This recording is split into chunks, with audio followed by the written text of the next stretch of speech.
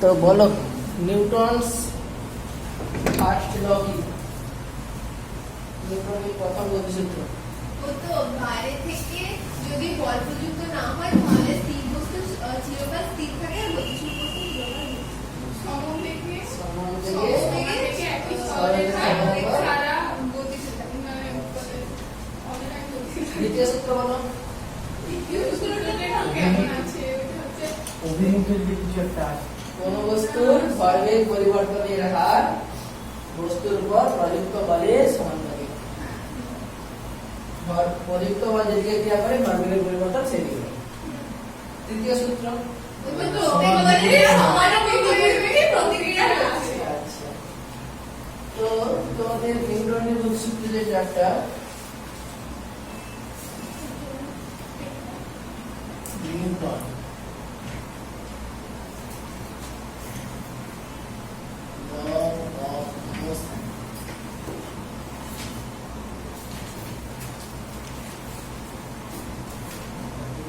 একটা নয় তিনটে লস অফ মোশন।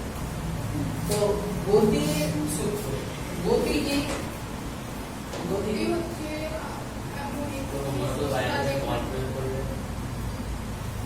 গতি হচ্ছে এমন একটি অবস্থা যখন বস্তুটি একটি জায়গায় স্থির থাকে। স্থির থাকে না, মানে অবস্থানের পরিবর্তন হচ্ছে। তাহলে যখন বস্তু গতি হচ্ছে, গতিশীল হচ্ছে, স্থির বস্তু, তাহলে স্থির বস্তু কি? স্থিতি ব্যাপারটা কি?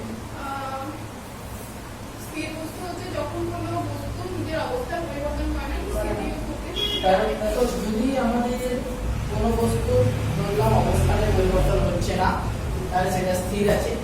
এবার তাকে তুমি অবস্থানের পরিবর্তন ঘটাতে চাইছো। বস্তু এখানে ছিল, একে তুমি এইদিকে, এটা ধরলাম স্থির। স্থির স্থির মানে আমরা কি বলবো? না, v = 0। এবার তুমি যদি অবস্থানের পরিবর্তন করতে চাও তাহলে এরপর কি কাজ করবে? একটা বল কাজ করাতে হবে। তাহলে এখান থেকে বলো, একটা যদি বল অ্যাপ্লাই করো তাহলে এর কি হয়? না, ধীরে ধীরে এর বেগটা বাড়তে থাকে। তাহলে বলটা কি? বল হচ্ছে কোন বস্তু স্থির অবস্থা থেকে গতিশীল অবস্থায় নিয়ে যেতে সাহায্য করছে। এইবার ধর একটা বস্তু গতিশীল আছে, এইদিকে ভি বেগে যাচ্ছিল, তাকে থামাতে চাইবে, তাহলে কি করতে হবে? আবার বল প্রয়োগ করতে হবে। তাহলে একে আবার উল্টো দিকে একটা বল প্রয়োগ করতে হবে, তাহলে ধীরে ধীরে বেগটা কমে যাবে। তাহলে বল আমাদের স্থির বস্তুকে গতিশীল করতে এবং গতিশীল বস্তুকে স্থির করতে সাহায্য করছে। বল বস্তুর অবস্থার পরিবর্তন করতে, মানে অ্যাকচুয়ালি অবস্থা বলতে অনেক রকম অবস্থা, এখানে স্থির বা গতিশীল অবস্থার পরিবর্তন করতে সাহায্য করছে। আমরা আরেকটা টার্ম জানবো, তাহলে আমরা জানলাম বল। আরেকটা টার্ম জানি যেটাকে বলছে ভরবেগ। ভরবেগ জিনিসটা কি? না, অ্যাকচুয়ালি ভর এবং বেগের সমন্বয়ে একটি ভৌত রাশি, যা বস্তুর গতিকে বা বস্তুর অবস্থাকে প্রকাশ করছে, গতিশীল অবস্থাকে ডিনোট করছে। কিরকম ব্যাপারটা? ধরো কারো ভর বেশি, বেগ কম। ধরো একই ভর আছে, একই ভরের দুটো বস্তু রয়েছে, একই ভরে দুটো বস্তু, দুটোরই মাস আমাদের m।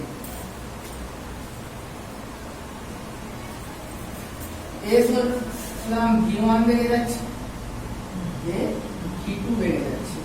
Suppose v1 greater than v2, তাহলে কার ভরবেগ বেশি? প্রথমের বস্তুটার ভরবেগ কত? p1 যদি বলি m * v1, p2 বেশি, p2 কি? m * v2, কার ভরবেগ বেশি? কে বলেছে? যার বেগ বেশি তার ভরবেগ বেশি। তাই দেখো, একই ভরের বস্তু দুটো বিভিন্ন বেগে যাচ্ছে, তাহলে এবার বলো কোনটাকে থামানো সহজ হবে?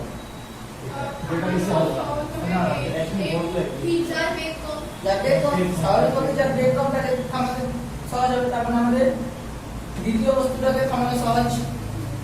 আরেকটা কন্ডিশন পাবো, ধরো দুটো বস্তুর ভর আলাদা, একটা m1 আর একটা m2, এও ভি বেরিয়ে যাচ্ছে, এও ভি বেরিয়ে যাচ্ছে।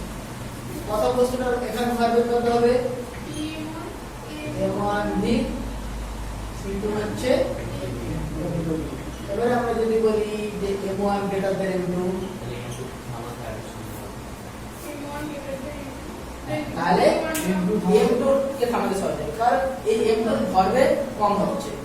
অ্যাকচুয়ালি ভরবেগের পরিবর্তনই আমাদেরকে করতে হয়, থামাতে গেলে। যার ভরবেগ বেশি তাকে থামানো কঠিন।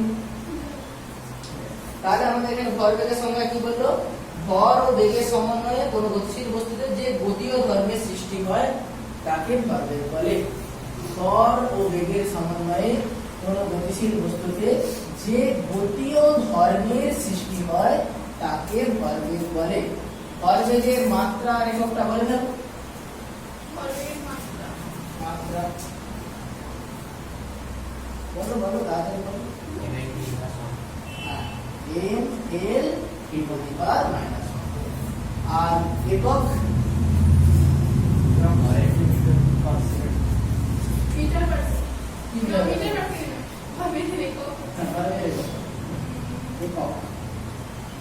ग्राम सेंटीमीटर पर सेकंड গ্রাম হলে মিটার কেন বলছো? গ্রাম যদি বলো তাহলে সিজিএস এই বলো, সেমি পার সেকেন্ড। হ্যাঁ তুমি বলো, গ্রাম বলেছো। আর কেজি হলে मीटर মিটার পার সেকেন্ড। মাত্রা এখান থেকে করেছিলে, তাই তো? কি করেছিলে? l e to the power minus 1। কোনো সমস্যা নেই। নিউটনের প্রথম সূত্র, দ্বিতীয় সূত্র, তৃতীয় সূত্র তোমরা বলে ফেলেছো। দ্বিতীয় সূত্রটা আরেকবার বলে নেব। কোন বস্তুর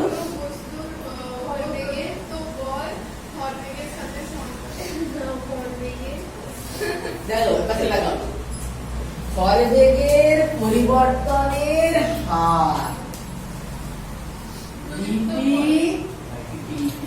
dp বাই ভরবেগের পরিবর্তনের হার, এটাই অ্যাকচুয়ালি প্রযুক্ত বলের সমানুপাতিক। হ্যাঁ, এটা অ্যাকচুয়ালি সমানুপাতিক ধ্রুবকটা 1 নরমাল কেসে 1 হয়ে যায়, f সমান হবে ডেরিভেটিভ করে। তাহলে প্রথম সূত্র থেকে আমরা কি কি জানতে পারছি? চারটে ধারণা। তাহলে একটা বলের ধারণাও পাচ্ছি, চারটে ধারণা পাচ্ছি। দেখো প্রথম সূত্র কি বলেছে? বাইরে থেকে বল প্রযুক্ত না করে, বাইরে থেকে বল প্রযুক্ত না করলে স্থির বস্তু চিরকাল স্থির থাকে, গতিশীল বস্তু সমবেগে সরলরেখা বরাবর চলবে। তাহলে দেখো যেই জিনিসটা প্রয়োগ করলে বস্তুকে স্থির বস্তুকে গতিশীল করা যাচ্ছে, গতিশীল বস্তুকে স্থির করা যাচ্ছে, সেটাই বল। তাহলে দেখো বলের যদি সংজ্ঞা বলা হয় সেটা কিন্তু আমরা প্রথম সূত্র থেকেই পাচ্ছি। এইটা অনেক সময় আমাদের ভুল হয়ে যায়।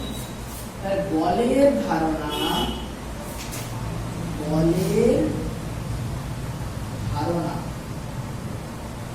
নিউটনের কোন গতিসূত্র থেকে পাই? প্রথম। অনেকের মনে হবে দ্বিতীয়, কারণ দ্বিতীয় গতিসূত্র থেকে f সমান m বলছি। এটা কিন্তু বলের ধারণা কি নয়, নিউটনের প্রথম গতিসূত্র।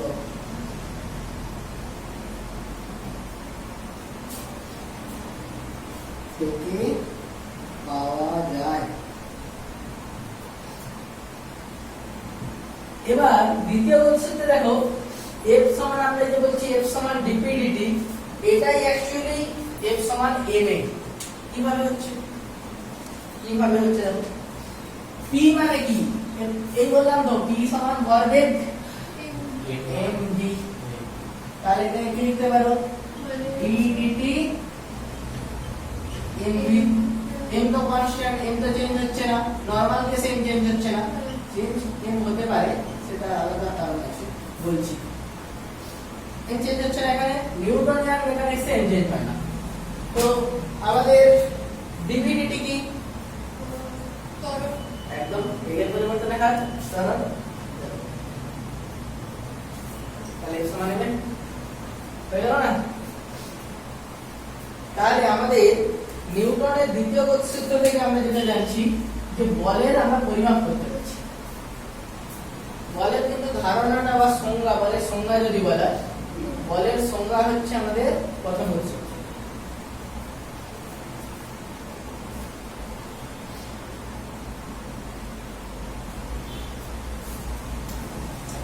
প্রথম গতিসূত্রে আরো কিছু আমাদের ব্যাপার আছে, যেমন আমাদের জাড্য ব্যাপার।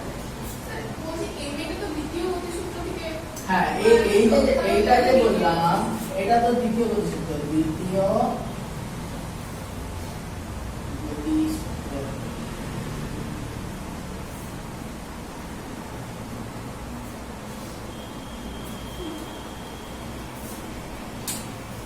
প্রথম গতিসূত্র থেকে আমরা আরেকটা জিনিসের ধারণা পাচ্ছিলাম, যেটা হচ্ছে জাড্য ব্যাপারটা কি?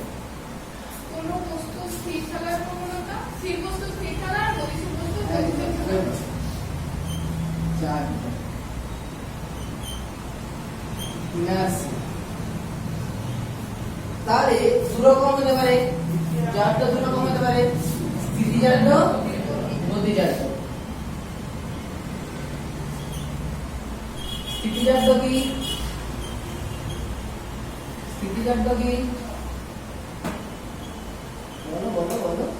স্থির বস্তু স্থির থাকার প্রবণতা স্থিতিজাড্য, আর গতিজাড্য গতিশীল বস্তু গতিশীল থাকা।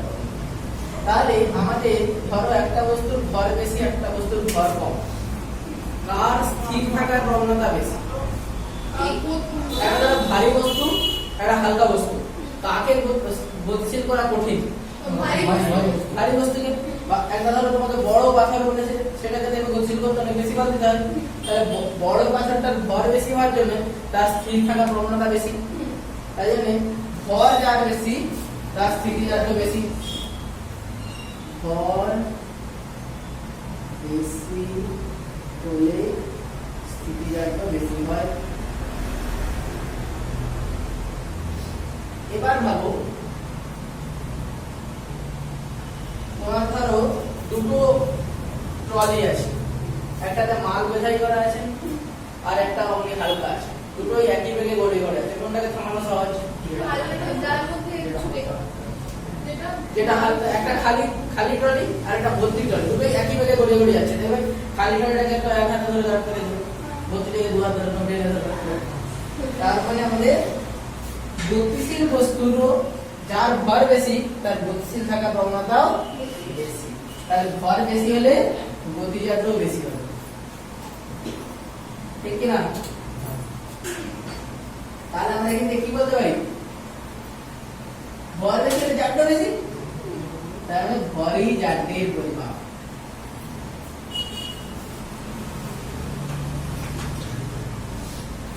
ভরই জাড্যের পরিমাপ।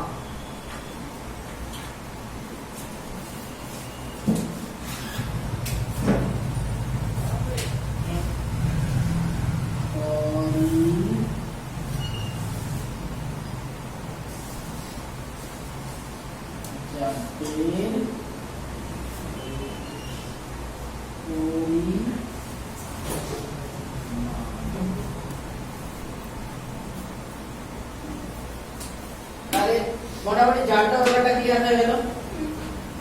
এইবার আমরা আসছি দ্বিতীয় সূত্র থেকে, আমরা মোটামুটি উপরের যে ব্যাপারটা বলে দিয়েছি, এই দ্বিতীয় সূত্র থেকে আমরা পেয়েছি এটা। এবার দ্বিতীয় সূত্রের কিছু স্থিতিজাড্য গতিজাড্য কিছু উদাহরণ চলে যায়, বলো স্থিতিজাড্য গতিজাড্য উদাহরণ। হ্যাঁ, একটা উদাহরণ আজকে দেখলাম, মানে আর কি দেখলাম, মানে একটা ফোনেই দেখলাম, ওটাতে নিউটন সাই সার্চ করছিলাম, তখন দেখলাম যে একটা সেই মানে সেই নেটের একটা কিছু দু জায়গায় বাঁধা আছে, তারপর কিছু মানে শুকনো পাতা পড়ে আছে, একটা মানুষ এর উপর ছাপ দিল, দৌড়লে মানে ওই যে নেটের জিনিসটা একেবারে নিচে নেমে গেল, তখন পাতাগুলো একেবারে উপরের জায়গায় আছে। কি বলছে বুঝতে পারছো? একটা নেট আছে, তার উপর শুকনো পাতা পড়েছে, একদম উপর থেকে পড়লো, তা নেট টেনশন নেমে গেল, কিন্তু পাতাগুলো স্থিতিজাতের জন্য তারপরে আর ওই তো যখন গাড়িতে যায় বা কিছু হঠাৎ করে ব্রেক দিলে তখন আমরা তাহলে হঠাৎ করে ব্রেক করলে কি হয়? মানে সামনের দিকে তাহলে স্থিতিজাতের উদাহরণ না গতিজাতের উদাহরণ? গতি যাচ্ছে গতিজাতের উদাহরণ। তাহলে গাড়ি হঠাৎ করে চলতে শুরু করলে কি হবে? স্থিতি যাচ্ছে কি হচ্ছে? তখন আগের দিকে হঠাৎ করে চলতে শুরু করলে পাটা এগিয়ে যাচ্ছে, আর এটা শরীরটা পিছনের দিকে হয়ে যাচ্ছে। শরীরের উপর অংশটা স্থির ছিল, সে স্থির থাকতে চাইছে। স্থিতিজাতের আরো উদাহরণ হবে। ধরো তোমাকে বলা হলো এই এই যে বইয়ের এতগুলো বই আছে,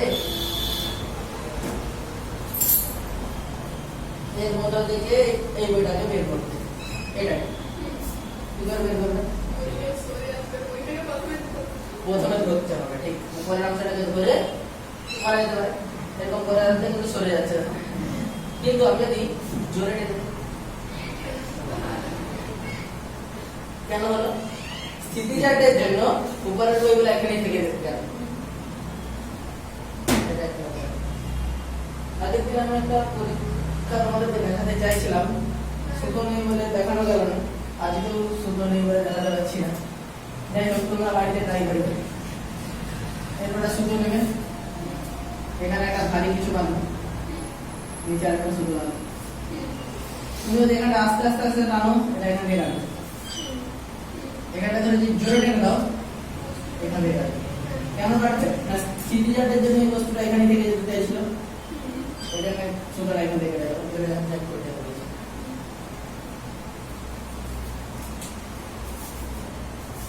গতিজাত, গতিজাতের তার উদাহরণ একটা তো পেয়ে গেছো, হঠাৎ করে ব্রেক করলে, বা একটা গাড়ি যাচ্ছে, জল নিয়ে যাচ্ছে, যেতে হঠাৎ করে থেমে গেল জলটা, কোথায় ছুটে সামনের দিকে চলে যাবে, কারণ জলটা গতিজাতের জন্য সামনে চলে যাচ্ছে।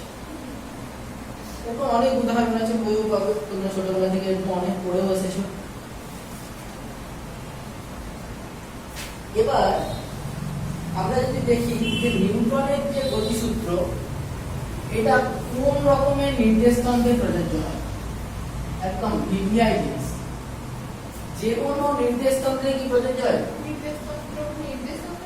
এই তো ভালো কথা, নির্দেশতন্ত্র মানে ধরো তুমি বাসে যাচ্ছ, বাসে বা ট্রেনে যাচ্ছ, তোমার পাশের সিটে বসে থাকা ব্যক্তিটাকে তোমাকে স্থির মনে হয়, আর গাছপালা ঘর বাড়িতে গতিশীল মনে হয়। অ্যাকচুয়ালি কি গাছপালা ঘর বাড়ি গতিশীল? নির্দেশতন্ত্রের যে রেফারেন্স সেই সব হয়ে যাচ্ছে। তাহলে আমাদের যদি দেখি যে বাসের পাশের সিটে বসা ব্যক্তিটিকে স্থির মনে হচ্ছে, কারণ ওখানে নির্দেশতন্ত্র কার সাপেক্ষে তুমি ভাবছো, সেটা হচ্ছে বাস। বাসের সাপেক্ষে ভাবছো, লোকটা বাসের সাপেক্ষে স্থির, বাসও যাচ্ছে সেও যাচ্ছে, বাসের সাপেক্ষে স্থির, ওখানে বাস নির্দেশতন্ত্র। আর রাস্তার ধারে গাছপালা ঘর বাড়ি পিছন দিকে চলে যাচ্ছে, তাহলে ওইগুলো কার সাপেক্ষে? না বাসের সাপেক্ষে পিছনে যাচ্ছে, অ্যাকচুয়ালি তো পিছনে যাচ্ছে না, তাহলে ওখানে বাস নির্দেশতন্ত্র। এবার ধরো ট্রেন, কেউ বাইরে দাঁড়িয়ে আছে, মানে রাস্তায় দাঁড়িয়ে আছে, তার কি মনে হবে? ওই লোক যে বাসে আছে তাদেরকে গতিশীল মনে হবে, কারণ ওখানে নির্দেশতন্ত্র কি পৃথিবীর সাপেক্ষে দেখছি। গাছপালা ঘর বাড়ি স্থির মনে হবে, কারণ পৃথিবীর সাপেক্ষে দেখছি। তাহলে যার সাপেক্ষে আমরা কিছু ভাবি, সেটাই হচ্ছে নির্দেশতন্ত্র। এবার নিউটনের যে গতিসূত্র, এটা কি সব জায়গায় প্রযোজ্য? ভিভিআই পয়েন্ট, নিউটনের গতিসূত্র শুধুমাত্র অনলি জড়ত্বীয় নির্দেশতন্ত্রে প্রযোজ্য। জড়ত্বীয়,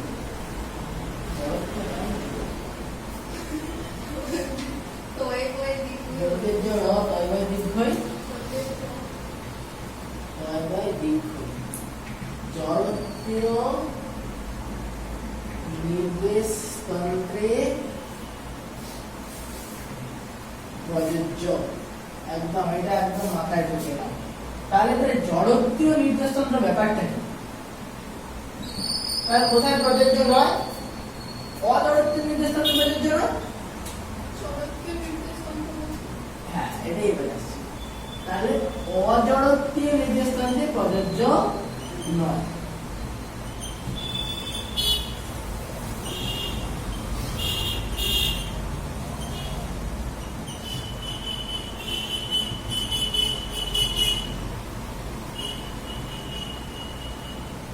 এবার জড়ত্বের নির্দেশাঙ্কের ব্যাপারটা কি? ধরো একটা নির্দেশাঙ্ক স্থির আছে, স্থির স্থির বা সমবেগে গতিশীল।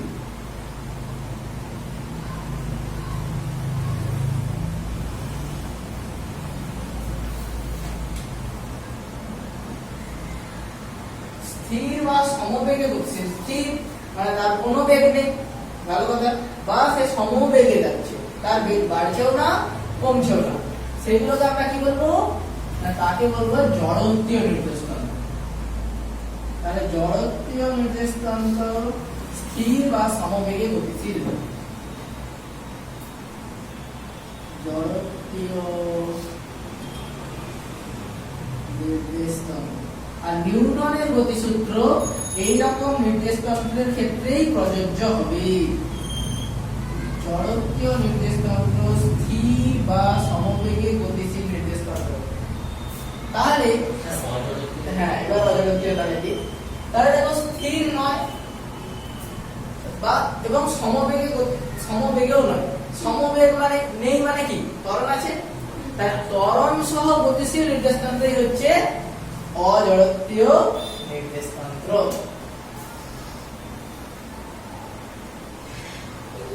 নিউটনের গতিসূত্র ত্বরণযুক্ত এটা কেন প্রযোজ্য নয়? একদম আসছে এক্সাম্পল নিয়ে। ত্বরণ সহ গতিশীল নির্দেশাঙ্ক।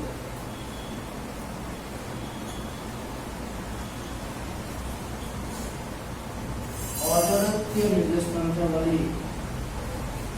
ত্বরণ সহ গতিশীল নির্দেশাঙ্ককে অজড়ত্বীয় নির্দেশাঙ্ক বলি। এবারে উদাহরণে আসছি।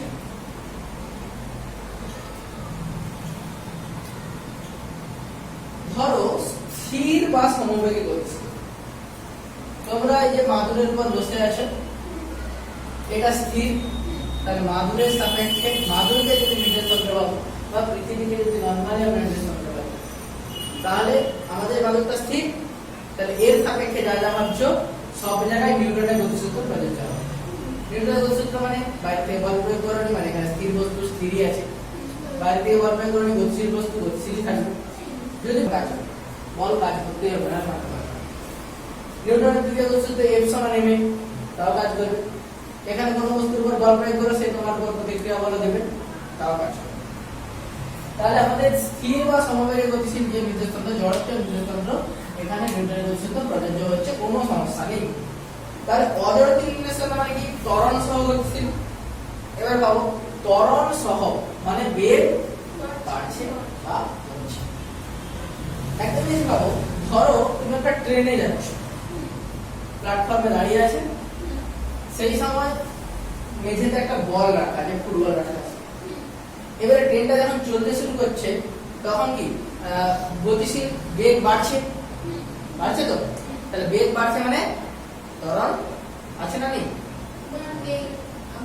বেগ বাড়ছে মানে ত্বরণ আছে, ত্বরণ না থাকলে বেগ বাড়বে কি করে? আর বেগ বাড়ছে মানে ত্বরণ আছে, বেগ বৃদ্ধির হারই তো হচ্ছে ত্বরণ। তাহলে ট্রেন যখন ফার্স্ট ছাড়ছে তখন ট্রেনের ত্বরণ আছে, তার মানে তখন ট্রেন কিন্তু জড়ত্বের নির্দেশাঙ্ক নয়, তখন ট্রেন কি অজড়ত্বের নির্দেশাঙ্ক। ট্রেন দাঁড়িয়ে ছিল প্ল্যাটফর্মে, ট্রেন জড়ত্বের নির্দেশাঙ্ক। তুমি দেখছো একটা বলটা স্থির ছিল তো স্থিরই আছে। ট্রেন যখন সমবেগে যাবে, ধর একটা প্ল্যাটফর্ম থেকে আরেকটা প্ল্যাটফর্মের মাঝের ডিসটেন্সটা অনেকটা দ্রুততর সমবেগে যাচ্ছে, সেই সময় বল মাঝখানে থাকলে মাঝখানে থাকবে, কোনো চাপ নেই। কিন্তু যেই সময় ট্রেন ছাড়বে সেই সময় বলের উপর, ওই বল বলতে ফুটবলের বল, কোনো বল কাজ করছে না, কিন্তু দেখবে ট্রেন যখন ঝাট করে এরকম চলতে শুরু করবে বলটা পিছনে দিকে চলে আসে। কিন্তু ওর মতো অমনিতে আমরা বাইরে বল প্রয়োগ করিনি, তাহলে নিউটনের প্রথম গতিসূত্র অনুযায়ী ও তো ওখানে থাকার কথা ছিল, কিন্তু পিছন দিকে চলে এলো কেন? কারণ ওটা অজড়ত্বীয় নির্দেশ করছে। ত্বরণ সহ গতিসূত্র হবে। বাসও যখন ফার্স্ট চলতে শুরু করবে দেখবে বাসের মেঝেতে কিছু থাকবে, সেটা গড়িয়ে যাবে আসে। হ্যাঁ, মানুষ এসে যে দোকানে তো আর দেখো অমনিতে তো মানুষের উপর কোনো বল প্রয়োগ হয়নি, কিন্তু পিছিয়ে যাচ্ছি। তাহলে ত্বরণ সহ গতিশীল নির্দেশতন্ত্রে নিউটনের গতিসূত্র ভ্যালিড হবে না। এবার দেখো ওই জিনিসটাকে তুমি পৃথিবীতে দাঁড়িয়ে দেখো, মানে ওই যে ফুটবলটা ট্রেনের উপর ছিল, তুমি প্ল্যাটফর্মে দাঁড়িয়ে দাঁড়িয়ে ব্যাপারটাকে দেখো, তাহলে কিন্তু তোমার মনে হবে যে হ্যাঁ আবার ঠিক আছে। কি করে তুমি মানে ট্রেনে যখন ট্রেনটা স্টার্ট হবে বলটা পেছিয়ে গেলে স্পিড হবে না? হ্যাঁ স্থিতিচারটাই হোক না, ওর উপর কি বল কাজ অন্য কোনো ফোর্স কাজ করছিল? না। করেনি। ফোর্স কাজ না করলে নিউটনের প্রথম গতিসূত্র অনুযায়ী কি হওয়া উচিত? স্থির বস্তু স্থির থাকা উচিত, কিন্তু তো গড়িয়ে আসছে। তাহলে নিউটনের প্রথম গতিসূত্র ভাইরাল হলো কি হলো না? হয়ে গেল। স্থিতিচারটাও হতে পারে, স্থিতিচারটারও কারণ এটা হতে পারে, কিন্তু ওখানে হচ্ছে তো, ব্যাপারটা হচ্ছে তো নিউটনের প্রথম গতিসূত্র অনুযায়ী তো ভাইরাল হয়ে যাচ্ছে, কিন্তু তাহলে অমনিতে তো ভাইরাল হওয়ার কথা নয়। কেন ভাইরাল হয়ে গেল? কারণ এটা ত্বরণ সহ গতিশীল। বুঝা যাচ্ছে? তাহলে ওই জিনিসটাকে তুমি যদি প্ল্যাটফর্মে দাঁড়িয়ে অবজার্ভ করো তাহলে বলবে না ঠিকই আছে। সেটা আবার কেন? দেখো তুমি যখন ট্রেনে বসেছিলে, তোমার ট্রেন নির্দেশতন্ত্র, ট্রেন গতিশীল হবে, তোমার কোনো ব্যাপার নাই। তুমি ভাবছো যে ট্রেন যাচ্ছে, ট্রেন ত্বরণ সহ যাচ্ছে, তুমিও ত্বরণ সহ যাচ্ছ, তোমার সামনে ট্রেন স্থির। কিন্তু যে প্ল্যাটফর্মে দাঁড়িয়েছিল সে কি দেখছে না ট্রেনটা গতিশীল হচ্ছে, ট্রেনের উপর তার একটা বল কাজ করছে। নিউটনের তৃতীয় গতিসূত্র অনুযায়ী প্রত্যেক ক্রিয়া সমান প্রতিক্রিয়া থাকে, ওই জন্য বল ফুটবলটা পিছনের দিকে একটা বল হয়। ও মানে এটা পুরোটা ফ্রেম অফ রেফারেন্সের ভিত্তিতে হ্যাঁ, হচ্ছে। যদি আমি ট্রেনে আছি, আমি দেখছি আমার উপর কোনো বল প্রয়োগ হচ্ছে। তুমি যখন ট্রেনে আছো তুমি কি দেখছো? ট্রেন স্থির। ট্রেন যতই জোরে ছুটুক তুমি তো দেখবে ট্রেন স্থির। হ্যাঁ। তাহলে তোমার সামনে তখন ট্রেনকে যদি রেফারেন্স ফ্রেম ভাবো, তাহলে ওই ফুটবলটার উপর ফোর্স কাজ করার কথা নয়, ওর পিছনে দিয়ে যাওয়ার কথা নয়। কিন্তু যে প্ল্যাটফর্মে দাঁড়িয়ে আছে সে কি দেখলো? যে ট্রেনটাকে গতিশীল করা হচ্ছে। যে ট্রেনের ভেতরে তার সামনে ট্রেন গতিশীল নয়, কিন্তু যে প্ল্যাটফর্মে দাঁড়িয়ে আছে তার সামনে ট্রেন গতিশীল। তাহলে ট্রেন দাঁড়িয়ে ছিল গতিশীল হচ্ছে, তার মানে কি ট্রেনের উপর একটা বল কাজ করছে? তবে তো হচ্ছে। তাহলে বল কাজ করলে তার প্রতিক্রিয়া তো থাকবে। ট্রেন সামনের দিকে গিয়ে গেলে বল নিউটনের তৃতীয় গতিসূত্র ওখানে আর ভ্যালিড হচ্ছে না। তাহলে this is all about the reference frame. আমরা যদি জড়ত্বের নির্দেশতন্ত্রে থাকি তাহলে অবশ্যই নিউটনের গতিসূত্র ভ্যালিড হবে।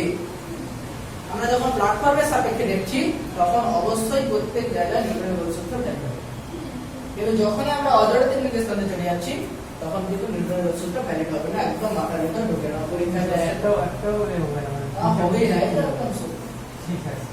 এবার দেখো পরবর্তীকালে তুমি অনেক সময় তুমি দেখাতে পারবে যে জড়ত্বের নির্দেশতন্ত্রে আছি অথচ নিউটনের গতিসূত্র ভায়োলেট হয়ে যাচ্ছে। নিউটনিয়ান মেকানিক্সের ব্যাপার, মানে আমরা নরমালি যে জিনিসে আছি সেখানে দেখতে পাবো। আলোর বেগে যদি যাও বা তার কাছাকাছি যদি কোনো বেগে যাও তখন আর নিউটনিয়ান মেকানিক্স অ্যাপ্লাই হবে না। সেখানে আমাদের রিলেটিভিস্টিক ক্যালকুলেশন আসবে, আইনস্টাইনের রিলেটিভিটি আসবে। সেখানে এই যে আমরা বললাম যে কোনো বস্তু স্থির, ভর স্থির, এক সমান এমএ যখন করছিলাম এমকে বাইরে বের করে দিলাম, ভর স্থির বলে তো, কিন্তু সেখানে ভর স্থির নয়।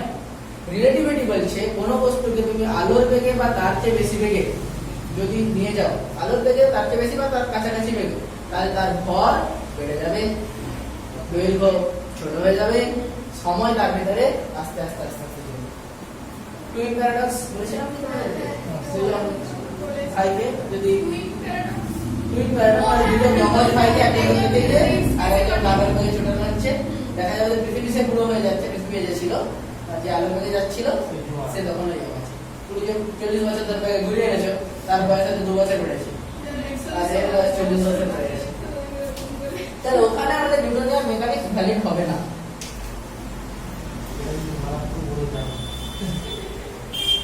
আরে বল আমাদের কিন্তু ভেক্টর রাশি, তাহলে 2 3টা 4টা 5টা 10টা 20টা 1000টা যতই বল ম্যাথ করুক জাস্ট ভেক্টর যোগফল পাবে। তুমি মানে অ্যাকচুয়ালি যদি ভাবো যে একটা বস্তুর উপর আমাদের 5টা বল কাজ করছে, F1 F2 F3 F4 F5, তাহলে আমাদের ওই বস্তুটার উপর নেট ফোর্স কি হবে?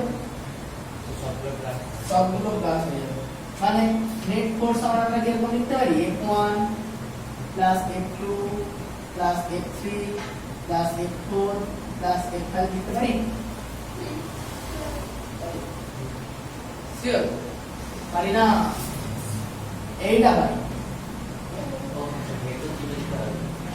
স্কেলার যোগ নয়,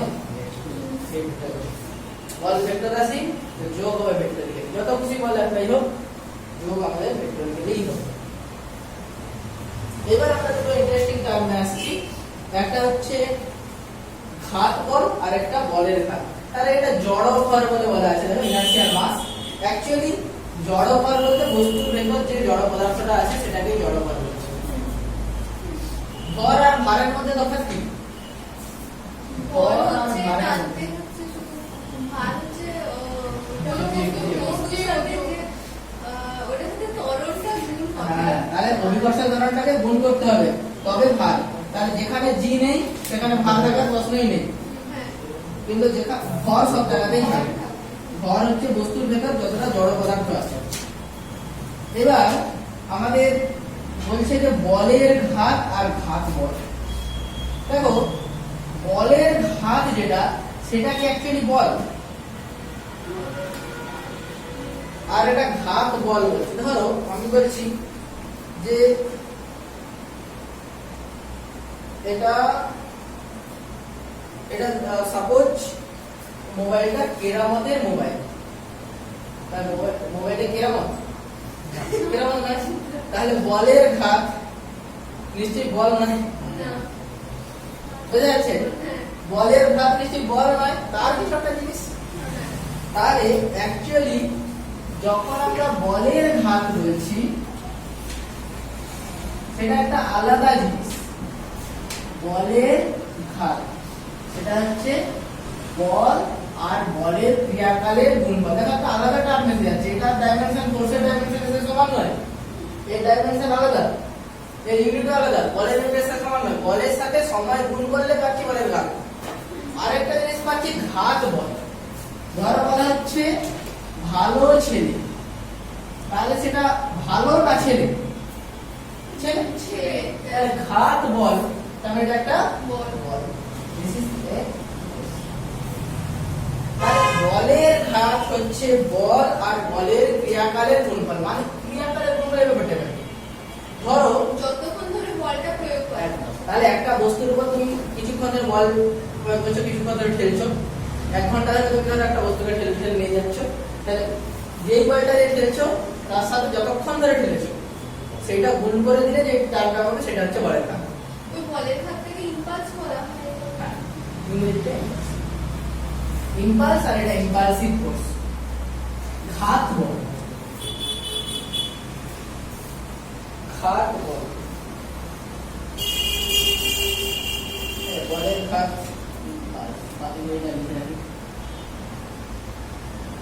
ইম্পালস অফ ফোর্স, আর এটা হচ্ছে ইম্পালসিভ ফোর্স।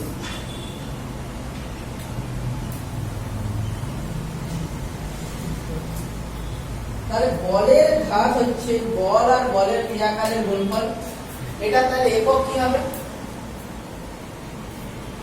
ইউনিট কি হবে বলো?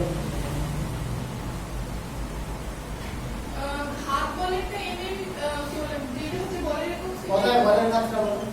বলের ঘাতটা ওটা বলের একক হচ্ছে যে নিউটন। নিউটন না, নিউটন কি করে?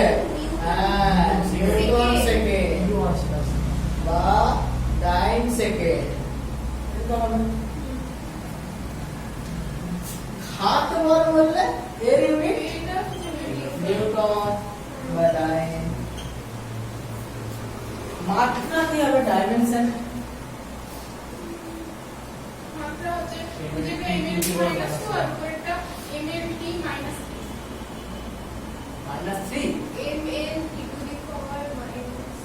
আরে গুণ হচ্ছে, ভাগ করে দিচ্ছি।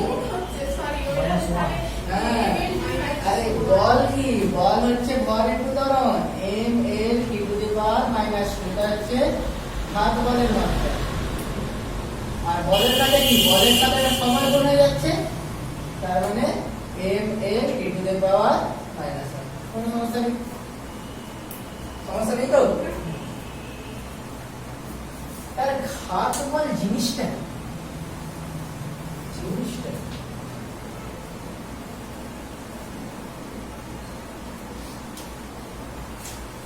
সাপোজ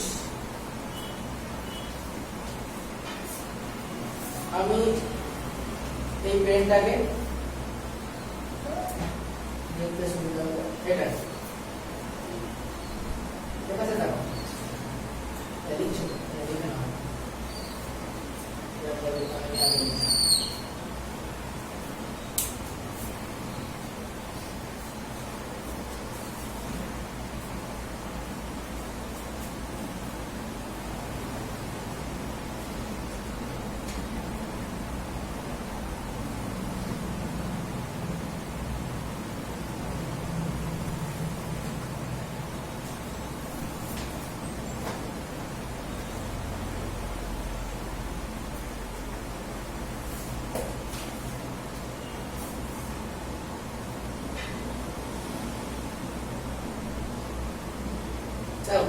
ধরো এই বস্তুটাকে আমি এখান থেকে এখানে নিয়ে যাবো বা পাশে নিয়ে যাবো, আমি কি করবো, এর উপর একটা বল প্রয়োগ করছি, এখানে নিয়ে যাচ্ছি, তাহলে একটা কনস্ট্যান্ট ফোর্স আমি অনেকক্ষণ ধরে এরপর কাজ করছি, তাহলে বল আর সময় গুণ করছি, সেটা হচ্ছে বলের কাজ।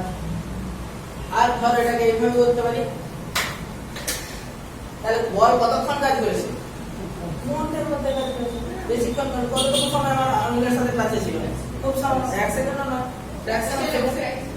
তাহলে আমাদের একটা যদি বৃহৎ মানের বল ক্ষুদ্র সময়ের জন্য কোনো বস্তুর উপর কাজ করে, তখন তাকে আমরা বলবো ঘাত বল। আর কোনো বস্তুর উপর প্রযুক্ত বল আর বলের ক্রিয়াকারের গুণফলটাই হচ্ছে বলের ঘাত। এবার একটা কনস্ট্যান্ট ফোর্স টি সময় ধরে কাজ করেছে, আমরা তো সুন্দর পেয়েছি, কিন্তু ফোর্সটা ভ্যারিয়েবল, মানে ধরো কখনো আমরা বেশি বল দিয়েছি, কখনো ধরো তোমাকে 1 ঘন্টা ধরে কোনো কিছুকে ঠেলে নিয়ে যেতে হচ্ছে, সবসময় কি একই বল দিয়ে চলতে পারবে? কখনো বেশি হবে, কখনো কম হবে। তাই টোটাল টাইমের ইন্টারভ্যালে তোমার বলের ঘাত কি করে বের করবে?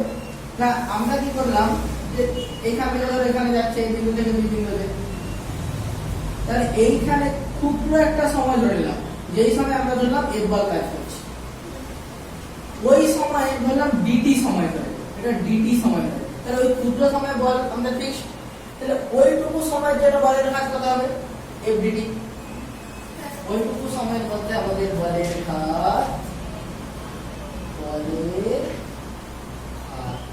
কাজ জন্য না পরিবর্তনশীল বলের কাজ, পরিবর্তনশীল বলের জন্য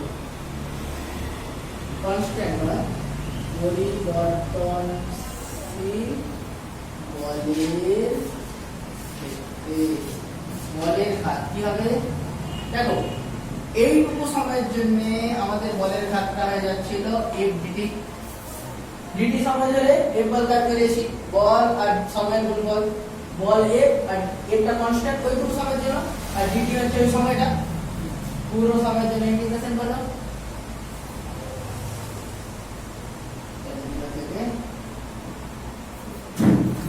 পুরো সময়ের জন্য টি1 থেকে দুটো করতে পারবে, এটা আরো ভালো বলে দাও, টি1 থেকে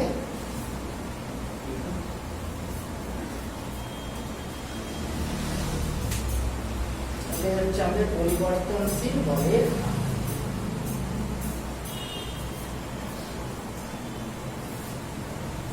এটা যদি আমরা গ্রাফিক্যালি রিপ্রেজেন্ট করি তাহলে কি হবে? ধরো আমরা x অক্ষ বরাবর সময় প্লট করছি আর y অক্ষ বরাবর বল। If this is a constant force, if this is a constant force, তাহলে রেখাচিত্র কিরকম হবে? constant force সরল রেখা a equal to constant, f equal to constant y equal to constant y equal to constant মানে কি x অক্ষের সমান্তরাল রেখা, তাহলে এরকম একটা চিত্র হবে। তাহলে দেখো ধরো 0 থেকে t সময় পর্যন্ত কোন একটা সময় t সময় পর্যন্ত তুমি একটা কনস্ট্যান্ট ফোর্স F প্রয়োগ করছো, তাহলে F ইনটু t, F কোনটা, এই ডিসটেন্সটা F কে রিপ্রেজেন্ট করছে আর এই ডিসটেন্সটা t কে রিপ্রেজেন্ট করছে। বলের ঘাত কি F ইনটু t, এটা তো কনস্ট্যান্ট ফোর্সের জন্য বলের ঘাত। তাহলে দেখো এটা কি প্রস্থ আর এটা কি দৈর্ঘ্য, তাহলে দৈর্ঘ্য ইনটু প্রস্থ মানে কি ক্ষেত্রফল, এই আয়তনের ক্ষেত্রফল। তাহলে দেখো এখানে একটা কনফিউশন আমরা আসতে পারছি, লিখে রাখো বল সময় লেখচিত্র দ্বারা আবদ্ধ ক্ষেত্রফল, বা এরকম লেখো বল সময় লেখচিত্রের নিচের ক্ষেত্রফল, বল সময় লেখচিত্রের নিচের ক্ষেত্রফল বলের ঘাতকে প্রকাশ করে। বল সময় লেখচিত্রের নিচের ক্ষেত্রফল, নিচে বলছি এর একটা কারণ আছে, বল সময় লেখচিত্রের নিচের ক্ষেত্রফল বলের ঘাতকে প্রকাশ করে। দেখা গেছে সবার? নিচে কেন বললাম,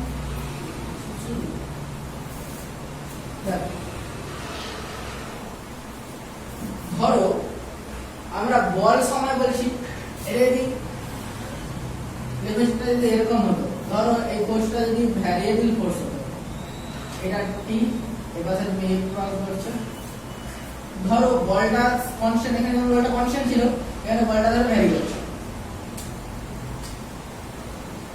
এরকম, আরো ভালো এরকম একটা বল কাজ করছে।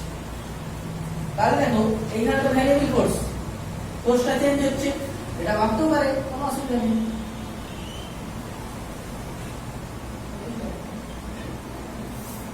এরকম একটা ফোর্স মানে এই সময়ে এই ফোর্স, এই সময়ে ফোর্সটা চেঞ্জ হচ্ছে, কখনো বাড়ছে কখনো কমছে, হতেই পারে।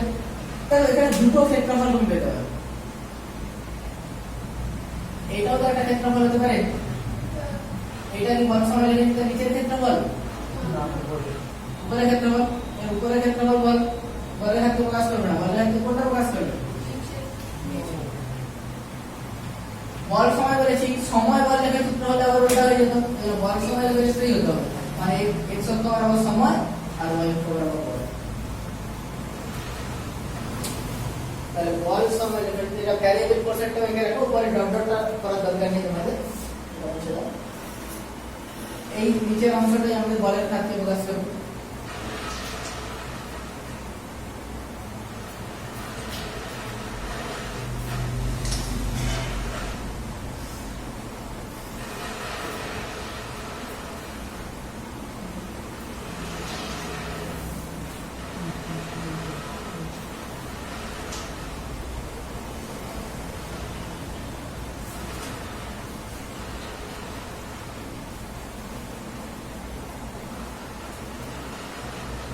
ভরবেগের পরিবর্তনের হার ব্যাপারটা কি জানো, ভরবেগের পরিবর্তনের হার এটা কি ছিল,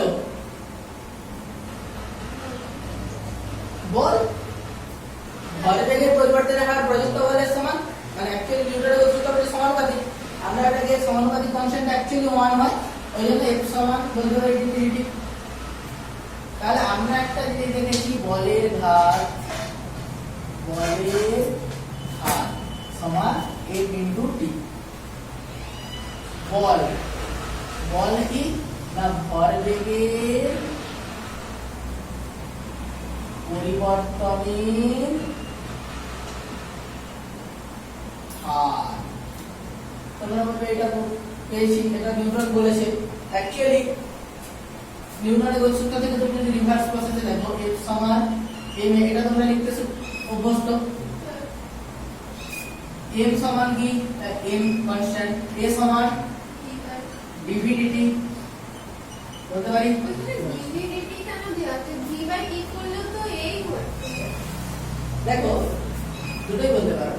ডিভি ডিটিটা অ্যাকচুয়ালি ক্ষুদ্র সময়ের জন্য বলছি। ধরো তুমি এখান থেকে যাচ্ছ এখানে, এ বিন্দু থেকে বি বিন্দুতে যাচ্ছ। ত্বরণ মানে কি? বেগের পরিবর্তনের হার। এখানে বেগ কত? সাপোজ v1, এখানে বেগ কত? v2। ধরলাম এইখানে তোমার t1 সময় ছিল আর এটা t2 সময়, তাহলে বেগের পরিবর্তন কত হয়েছে?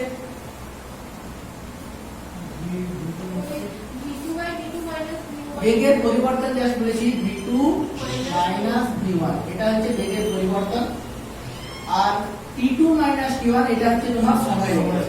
তুমি যদি এইটাকে v ধরে নাও, এই vটা তাহলে এখানে বেগ নয়, এই vটা হচ্ছে বেগের পরিবর্তন। আর এই tটা কিন্তু সময় নয়, সময়ের অন্তর, interval, time interval. Time interval Bangla কি হবে? সময় অবকাশ।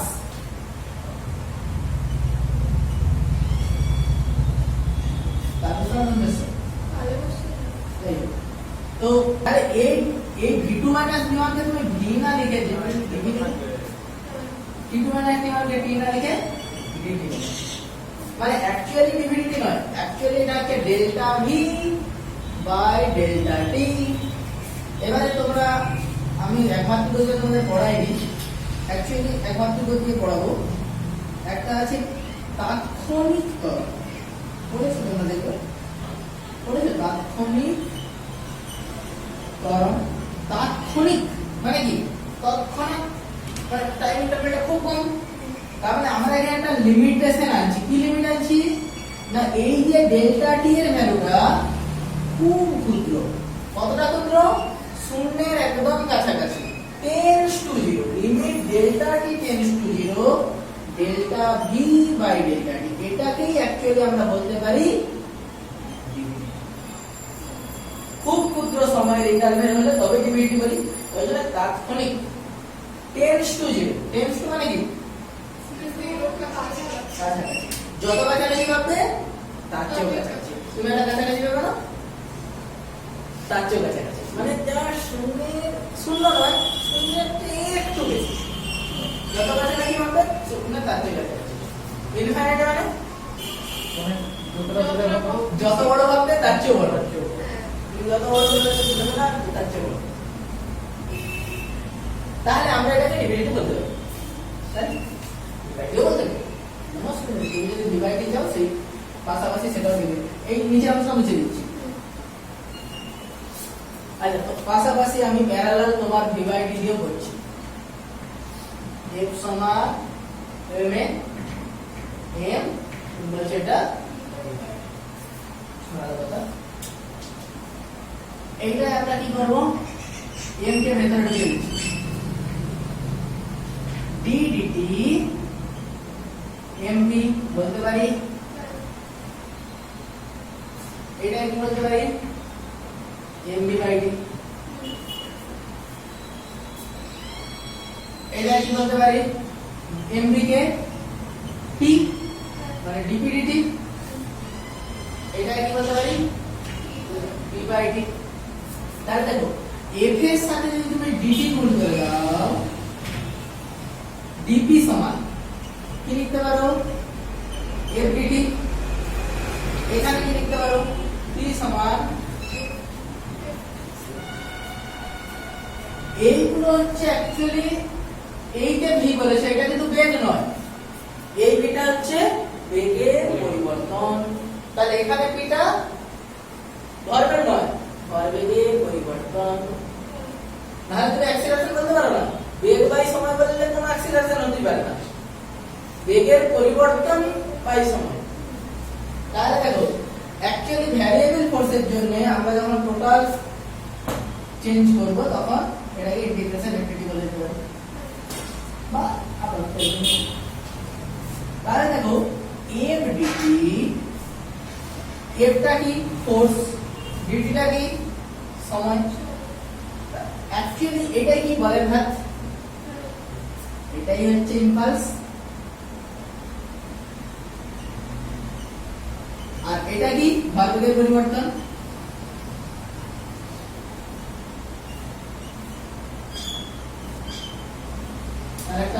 অদ্ভুত জিনিস পেয়ে গেলাম। ভরবেগের পরিবর্তনটাই হচ্ছে বলের ঘাত, আর বলের ঘাতটাই হচ্ছে ভরবেগের পরিবর্তন। চলো এটাকে উল্টো দিক থেকে দেখাই। মানে অ্যাকচুয়ালি আমি যেটা উল্টো দিক থেকে দেখালাম, অ্যাকচুয়ালি আমরা যেটা বলতে চাই যে F ইনটু T, এটা যে ভরবেগের পরিবর্তন দেখাতে হবে। বলের ঘাত, বল ইনটু সময়।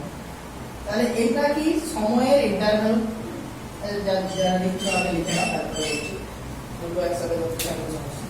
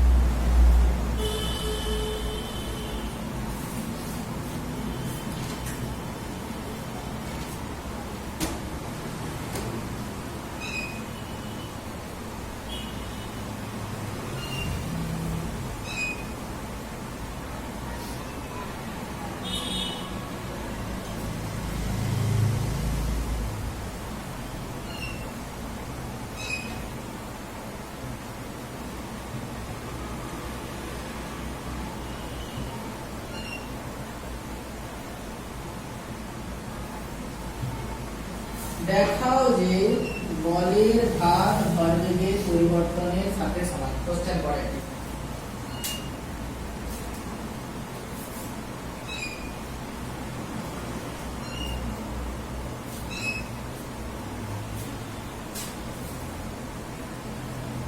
তাহলে কি করবে?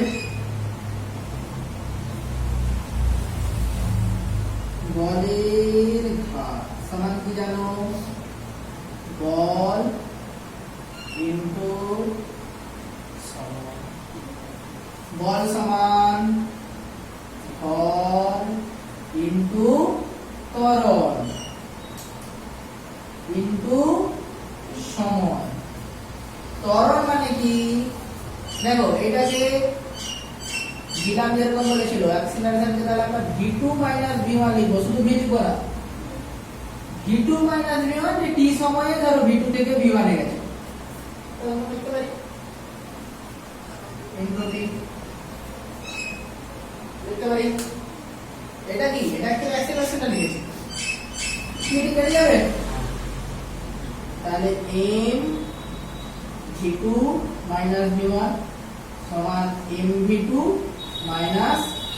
mv1 সমান v2 v1, মানে ভরবেগের পরিবর্তন।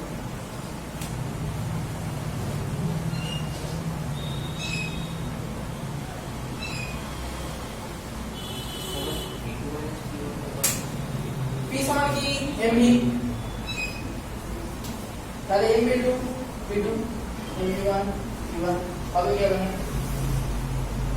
হবে। দুটো একসাথে করতে যাচ্ছে কি হলো? হ্যাঁ কি আছে?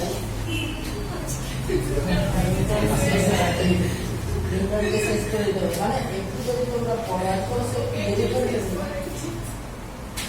কয়েকটা জিনিস আছে, কটা হচ্ছে এই তো করতে শুরু করলাম নাকি? ছটা বন্ধ শুরু হয়েছে, ওটা বন্ধ হয়ে গেছে।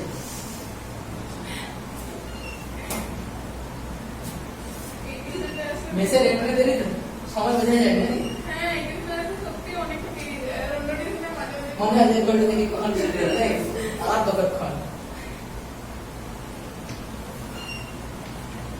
মেসে এন্ট্রি ক্লোজ করা, এন্ট্রি তো মানে দেরি আমরা একটু বেশিক্ষণ ধরে পড়ে যদি সময়টা শেষ করে দিই, বেশিক্ষণ হবে সেটা তো 10 মিনিট যাবে। তোমাদের যদি এনার্জি থাকে কোনো ব্যাপার নেই, আমি তো 12টা পর্যন্ত পড়ে যাই। অসুবিধা বোরিং লাগবে না। ফিজিক্সে তো এটাই হয়।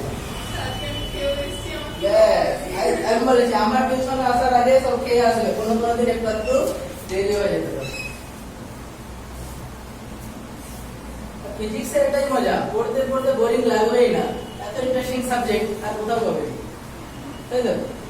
এমন ইন্টারেস্টিং সাবজেক্ট কোথাও খুঁজে পাবে না তো তুমি। সাবজেক্টে আবার ফিজিক্স তুমি। আচ্ছা, তো এরপরে আমরা আসছি নিউটনের তৃতীয় গতিসূত্রের দিকে। তৃতীয় গতিসূত্র নিয়ে তো কারো কোনো সমস্যা থাকারই কথা নেই।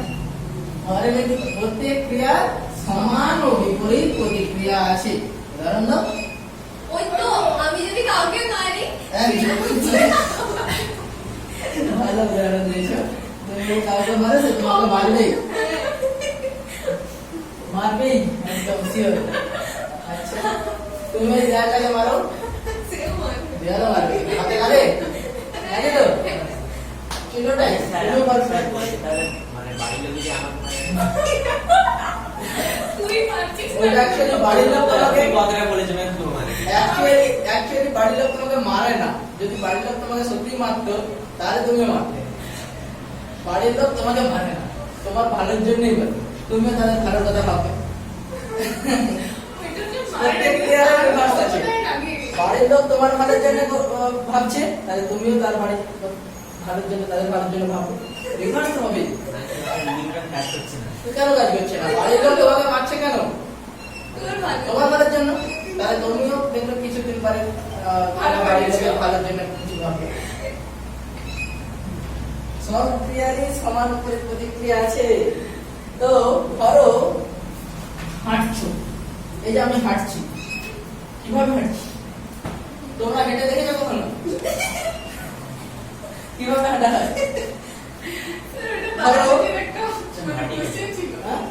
ধরো তুমি এখান থেকে বলছে যে তোমাকে কোনোভাবে বাইরের দিকে পিছনে বল প্রয়োগ করা চলবে না, জাস্ট চলে যেতে হবে, পারবে? উড়ে যাওয়া সম্ভব নয়। এখান থেকে জাস্ট বানাবে চলে যাও, কেন? আমরা কি করি? অ্যাকচুয়ালি পা দিয়ে নিচে বল প্রয়োগ করি।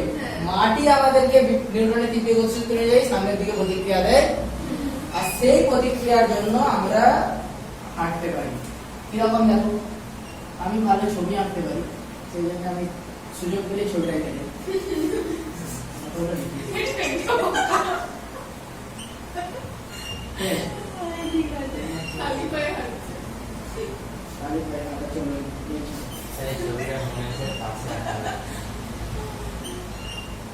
না, পাটা পিছনের দিকে actually একটু না। যাই হোক, এবার কি হচ্ছে, অ্যাকচুয়ালি কেউ যখন হাঁটছে, তারপরে জুতো পরাতে তো পড়ে না, তো তার উপর সে ভূমি নিচের দিকে বল প্রয়োগ করছে অ্যাকচুয়ালি, আর ভূমি একটা বিপরীতমুখী প্রতিক্রিয়া বল দেয় নিউটনের তৃতীয় গতিসূত্র অনুযায়ী প্রত্যেক ক্রিয়ার সমান ও বিপরীত প্রতিক্রিয়া। তাহলে এটা যদি এফ হয়, ভূমি একটা এফ ড্যাশ বল দিচ্ছে, এই এফ ড্যাশ বলের একটা কম্পোনেন্ট উপাংশ এফ কস থিটা, এটাই সামনের দিকে এগিয়ে যেতে সাহায্য করে, আর এফ সাইন থিটা উপাংশটা ওজনকে কমাতে সাহায্য করে। মানে অ্যাকচুয়ালি ওজন তো নিচের দিকে কাজ করে, এমজি এমজিটা তো বার করব। অ্যাকচুয়ালি আমাদের দরকার এটা এফ কস থিটা। আমরা ভূমির উপর বল প্রয়োগ করছি, ভূমি বিপরীতমুখী প্রতিক্রিয়া দিচ্ছে, সেই প্রতিক্রিয়া বলের একটা উপাংশ আমাদেরকে সামনে যেতে সাহায্য করছে। Without applying a force in the ground you can not move করনা, যেতে পারবে না। তাই তুমি চেষ্টা করে দেখবে যে আমি নিচের দিকে বল দেবই না, সুন্দর করে চলে যাবো, সম্ভব নয়। পাখি যে ইনফ্যাক্ট পাখি যে উড়ে যায়, সেখানেও নিউটন আসছে। পাখি কি করে আকাশে ওঠে বলো? ডানা দিয়ে বায়ুতে চাপ দিচ্ছে। অ্যাকচুয়ালি পাখিকে যদি তুমি বায়ু শূন্যস্থানে ছেড়ে দাও, সে কিন্তু উঠতে পারবে, কারণ নাড়তে কোনো পারবে না, নাড়তে পারবে কিন্তু নাড়লেও কাজ হবে না। পাখিও আমি শুনবো না,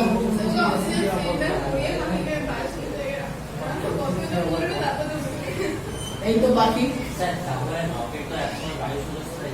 রকেটের ব্যাপারটা আলাদা। আচ্ছা, রকেটের খুব ভালো প্রশ্ন, রকেটের ব্যাপারটা বলুন। একদম রকেটও নিউটনের তৃতীয় গতিসূত্রই অ্যাপ্লাই হচ্ছে, একদম বলবো। দেখো পাখির ব্যাপারটাকে বলে দিই, পাখি এত সুন্দর রেখেছি আমি, তো এবার পাখির চোখ বাকি চোখ এঁকেছি, আবার কি চাই তোমার? ডানা এঁকেছি, লেজ এঁকেছি, আরো কিছু।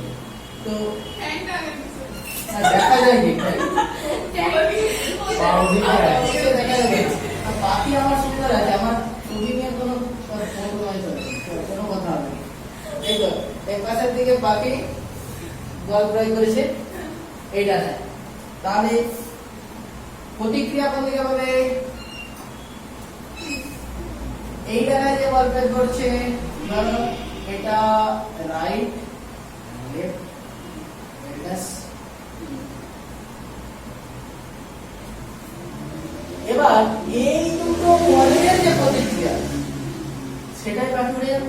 এই দুটো বলের যে লব্ধি, বলো এই দুটো বলের লব্ধি কোন দিকে হবে? কোন সূত্র? ত্রিভুজ সূত্র না সামান্তরিক সূত্র? সামান্তরিক সূত্র। আমার এটার মধ্যে এই দিকে দেখো বাকি দুটো ডানায় একটা ডানা এদিকে বার প্রয়োগ করছে, ওদিকে আবার সেই দিকে এই ডানা বার প্রয়োগ করছে, ওদিকে আবার এই দুটো যেটা লব্ধি সোজা সোজা উড়ে যাবে। তাহলে এরকম এরকম করতে থাকলে সোজা উপর দিকে উঠে যাবে। তার বাইকে ডান দিকে মারতে হবে, তাহলে কি করবে? কোন ডানায় বার প্রয়োগ করবে? উল্টো দেখে ডানা ধরো এই দিকে বাঁকবে, এই দিকে অ্যাকচুয়ালি যাচ্ছে কোন ডানার জন্য? এই ডানার প্রতিক্রিয়া। তাহলে ডান দিকে বাঁকতে গেলে এটা এটা আমার বাম দিকে, তো বাম দিকে বাঁকতে গেলে ডান দিকে ডানা বার প্রয়োগ করতে হবে, ডান দিকে বাঁকতে গেলে বাম দিকে ডানা বার প্রয়োগ করতে হবে। বেশি মানে অ্যাকচুয়ালি ধরো বাকি চাইছে আমাদের আমাদের ধরো সাপোজ এই বাকিটা এই দিক বরাবর যেতে চাইছে, এই দিক বরাবর যেতে চাইলে আমাদের লব্ধিটা এই দিক বরাবর হতে হবে। এই ডানায় ধরো একটু কম বার প্রয়োগ হচ্ছে, সাপোজ ডান দিকে এই ডানায় এতটা বেশি বার প্রয়োগ করেছে, এই ডানায় কম বার প্রয়োগ করছে। প্রত্যেক ক্রিয়ার সমান ও বিপরীত প্রতিক্রিয়া, তাই দেখো সমান হতে হবে। এই আর এই এটা বড় মানে এটা বড় হচ্ছে। এবার এদের লব্ধি দেখো, এদের লব্ধি লব্ধি বেশ। তাহলে কোন দিকে বাকি যাবে? অ্যাকচুয়ালি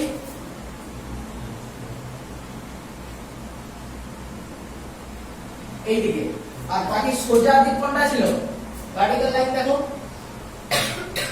এটা ভার্টিক্যাল লাইন। তাহলে দেখো বাম দিকের ডানায় বেশি বার প্রয়োগ করার জন্য সেই ডান দিকে শিফট হয়ে যাচ্ছে, ডান দিকে হয়ে যাচ্ছে। এরকম ধরো কেউ কোনো কিছু ঠেলা গাড়ি টেনে নিয়ে যাচ্ছে বা রিক্সা, কলকাতায় গেলে এখনো দেখবে নানা রিক্সা পাওয়া যায় কিছু কিছু, যদি এখনো এখন ইলেকট্রিকটাই করে দিয়েছে বা অটো টোটো চলে আসছে, তবুও কিছু কিছু পাবে। বা গ্রামে যারা বাড়ি দেখেছ ঠেলা গাড়ি করে নিয়ে যাওয়া হয়, দেখেছো কি তোমরা? ঠেলা গাড়ি করে ধান নিয়ে যেতে বা কিছু গরুর গাড়ি দেখেছো, তোমার তো বড় বড় ব্যাপার, তাদের কম কম আছে, তাহলে মাথায় করে নিয়ে চলে যায় নাকি? ধরো মাথায় নিয়ে যাবে মানে এর চেয়ে একটু এরকম একটা গাড়ি আমাদের পাশে পাওয়া যায়, কিরকম? এই চাকা, দুটো চাকা থাকে, দুটো চাকা মাঝখানে অ্যাক্সেল লাগিয়ে এখানে একটা ফ্রেম লাগিয়ে দেওয়া হয়, এইখানে একটা হাত আর এই হাত আছে, এরকম ধরে ধরে টেনে টেনে এই ধারণা একটা বলবো, এই মেদিনীপুরে প্রচুর পাওয়া যায় সেই নোংরা হ্যাঁ হ্যাঁ একদম আমাদের স্কুলে ডাস্টবিন স্কুলের ডাস্টবিন যাই বলে যাই বলে এইগুলো যখন কেউ নিয়ে যাচ্ছে সেও অ্যাকচুয়ালি নিউটনের তৃতীয় সূত্রই অ্যাপ্লাই করছে। কিরকম ভাবে? ধরো হ্যাঁ তাদের যে আগে ফিজিক্স শিখতে হয় তারপরে নিয়ে যেতে পারে। পাখিকে যেমন পাখির ফার্স্ট কোর্স কি, ওদের বাচ্চা পাখিগুলো যখন উঠতে ওদের তো প্রথম ফিজিক্সের চ্যাপ্টার পড়া না, নিউটনের করছে, তারপরে বলে বলো বাচ্চা ছেলেদেরকে আগে দেখবেন নিউটনের সূত্রটা পড়িয়ে দেবে, তারপর হাঁটা শেখাবে। আমরা তো সেন্টারে মাস পড়েছি, তুমি নিউটনের সূত্র শিখিয়ে একটা বাচ্চা ছেলেকে হাঁটা শেখাতে যাবে, দেখবে সে কত সহজে হাঁটে। তাকে বলে দিলে এরকম পা দিয়ে উপরে বল প্রয়োগ কর, এর প্রতিক্রিয়া পাবি। ওদেরকে 17 বছর পর্যন্ত না হেঁটে থাকতে হবে। যাই হোক ধরো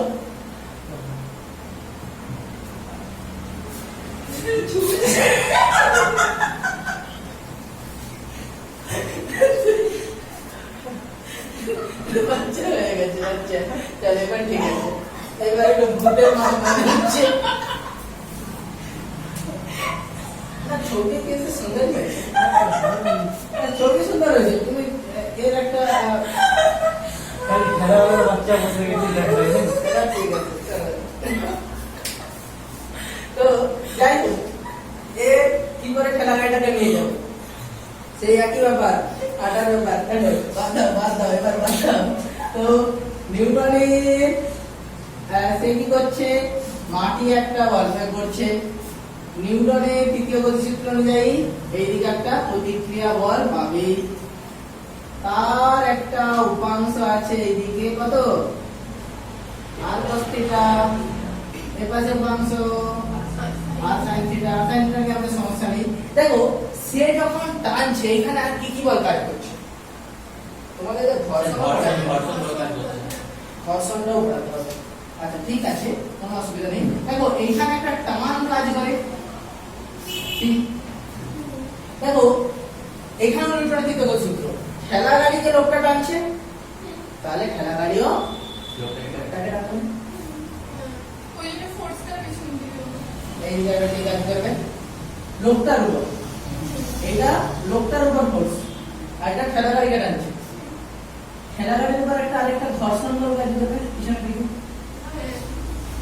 এবার এক একটা ফ্রি বডি ডায়াগ্রাম পাবো। ফ্রি বডি ডায়াগ্রাম এটা কি না, আমরা এক একটা বস্তুর উপর বল পাবো।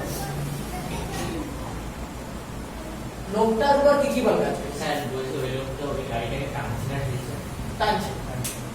স্যার অনেক লোকের ওই ঠেলে এও নিয়ে যেতে পারে, সেখানেও একই রকম ব্যাপার হবে, অসুবিধা নেই।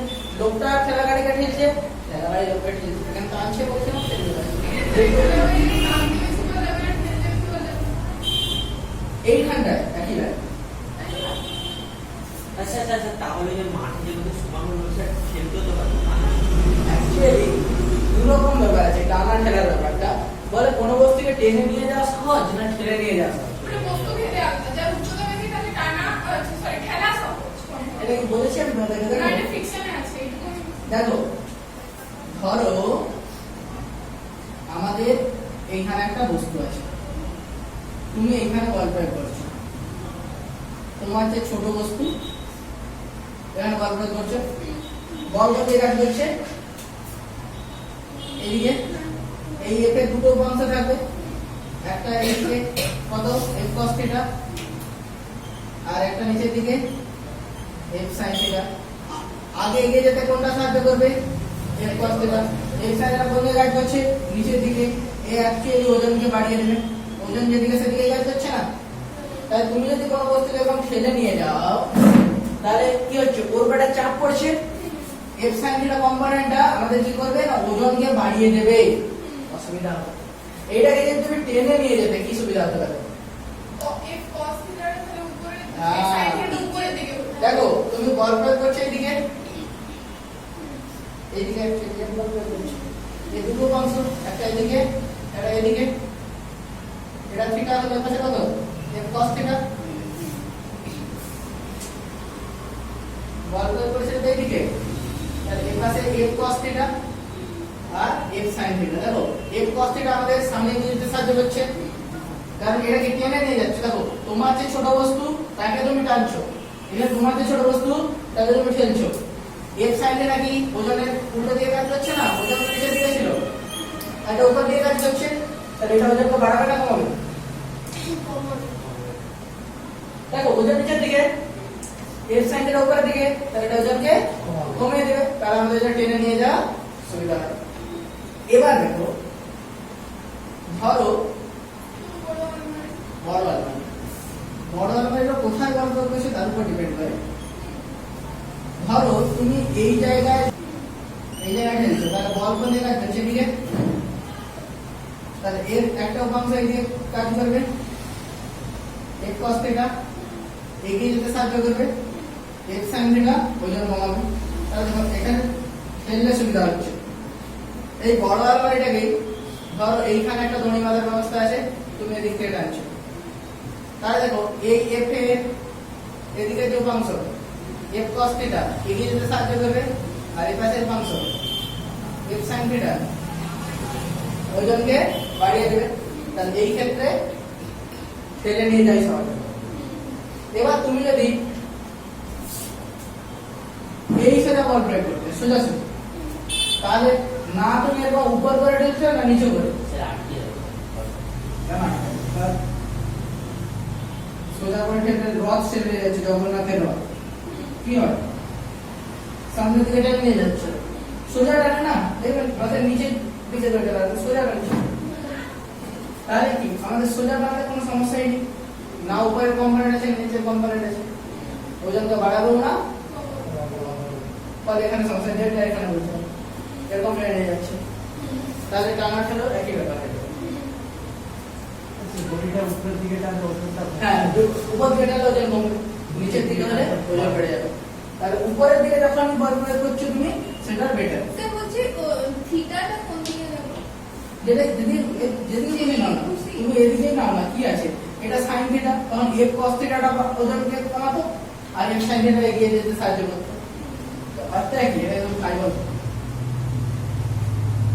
f cos ফাই আর এটা হচ্ছে f sin, আমাদের তো ভ্যালুটা একটা নয়, তখন আমরা বলবো f sin ফাই উপাংশটা এগিয়ে যেতে সাহায্য হচ্ছে, f cos ফাইটা ওজন কমাচ্ছে, ঠিক আছে, যেটা আমরা সেটা বলবো উপাংশটা কোন দিকে সেটা দেখতে হবে। যাই হোক স্যার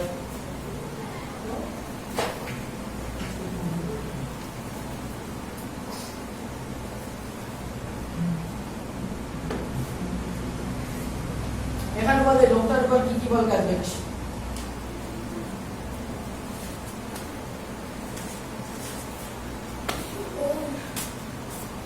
লোকটার উপর কি কি বল কাজ করছে,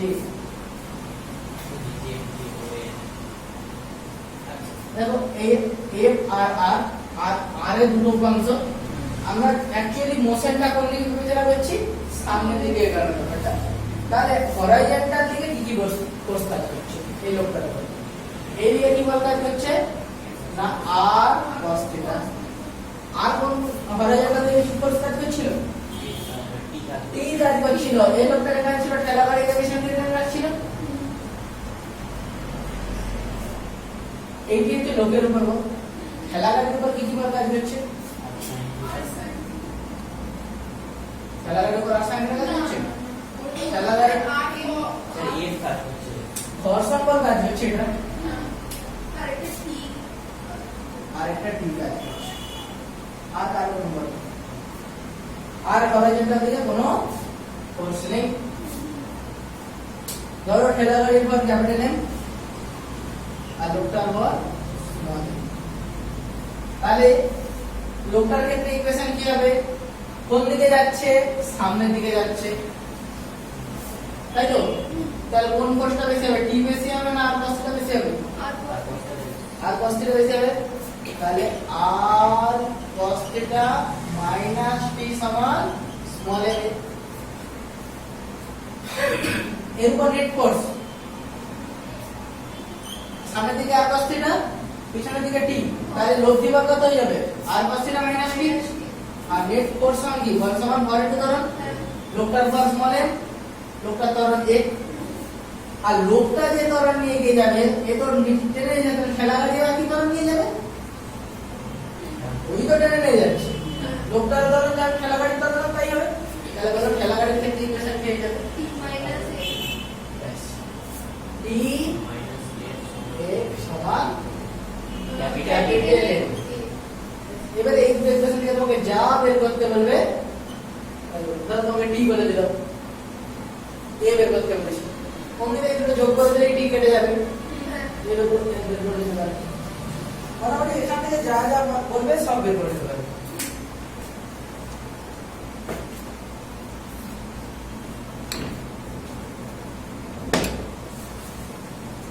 দেখো কাছে তা বলতে হবে,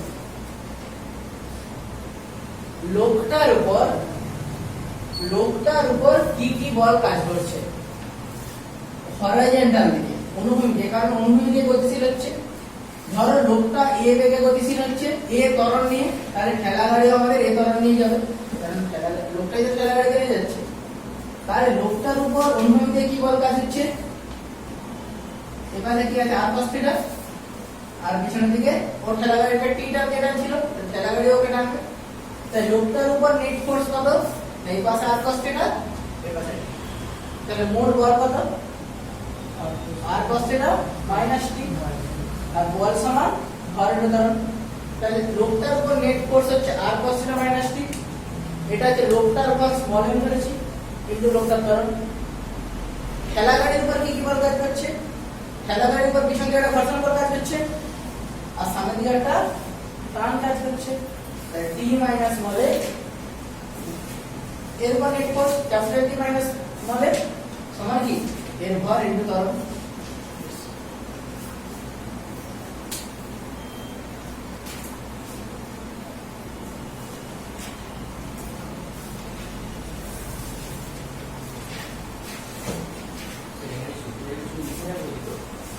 এখান থেকে তোমরা যদি a বের করতে যাও বের করতে পারো তোমরা সূত্র। এই দুটো কি দেখো না, দুটো যোগ করে দিলে a পেয়ে যাবে, দুটো যোগ করে t কেটে যাবে। এই দুটো ইকুয়েশন যোগ করে দাও, এই করে নাও, আরেকটু করে নাও, কি আছে 1 নাম্বার ইকুয়েশন আর 2 নাম্বার ইকুয়েশন যোগ করে দাও।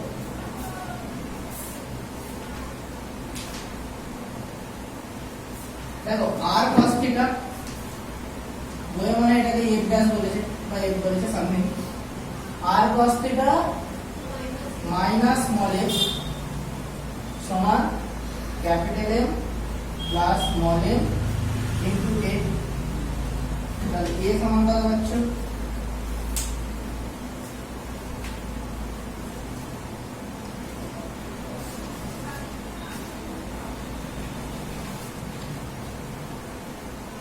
এখান থেকে ডাইরেক্ট এরকম তোমাকে বের করতে পারবে না, প্রবলেম নেই, ব্যাপারটা বুঝে রাখো।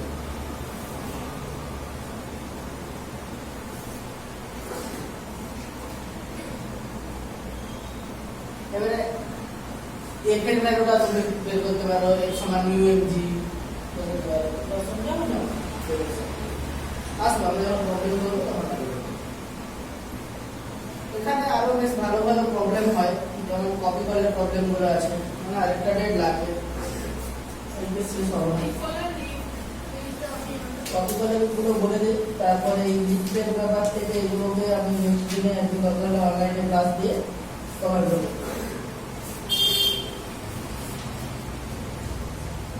কপি কলটা আগে বলে দিই, আর বাকি যেগুলো আছে ওগুলো একদিন অনলাইন ক্লাসে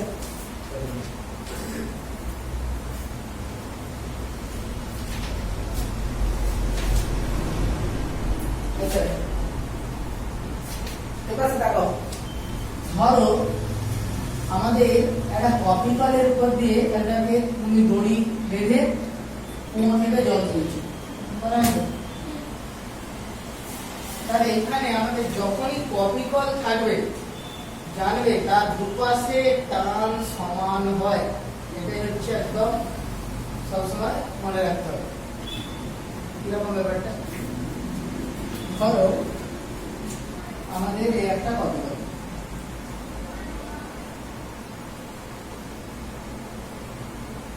এর উপর দিয়ে তুমি একটা লাল রঙের সুতোকে দড়িকে ঝুলিয়ে দিয়েছো। লাল রঙের ঝুলাতে হবে এমন কোনো কথা নেই, যে কোনো ঝুলিকে ঝুলিয়ে দেবে। তো এইবার আমাদের ধরো এখানে এপাশে একটা ভর ঝুলিয়ে দিয়েছো m1, আর এপাশে আরেকটা ভর ঝুলে দিয়েছো m2। ধরে নাও m1 কোনটাকে বড় ধরবে, m1 না m2? m2। তাহলে কি হবে? এই দিকটা নিচে নেবে, এই দিকটা নিচে নামবে, এই দিকটা নিচে নামবে, আর এই মানটা উপরে উঠবে। এবার এটা যদি ভরহীন অপ্রসার্য সুতো দিয়ে আটকানো থাকে, মানে এটা অপ্রসার্য ভরহীন লাগেছি, কারণ ওতে আর ভরটাকে সুতোর ভরটাকে কনসিডার করে আনবো, সুতোর ভরটা খুব হালকা। তো এই অপ্রসার্য মানে সুতোটাকে টানলেও বাড়ছে না, তাহলে এটা যেই ত্বরণ নিয়ে নামবে এ তো তার সাথে বাঁধা আছে, সেই ত্বরণ নিয়ে উপরে উঠতে বাধ্য। কপি কলের ক্ষেত্রে সবসময় যেটা জানতে হবে যে কপি কলের দুপাশে টি সমান হয় হবে। এবার দেখো সুতোর, যে কোনো সুতোর এটা একটা সূত্র এই পাশে যদি তুমি টি টানো এই পাশেও একটা ডান টি কাজ করবে যে কোনো সূত্রের ক্ষেত্রে এই পাশে টান দিলে অটোমেটিক ও পাশে টান জেনারেট হয়ে যাবে যেটা তৃতীয় দোষ সূত্র তুমি এই পাশে টান দিলে উল্টো দিকে টান অটোমেটিক ক্রিয়েট হবে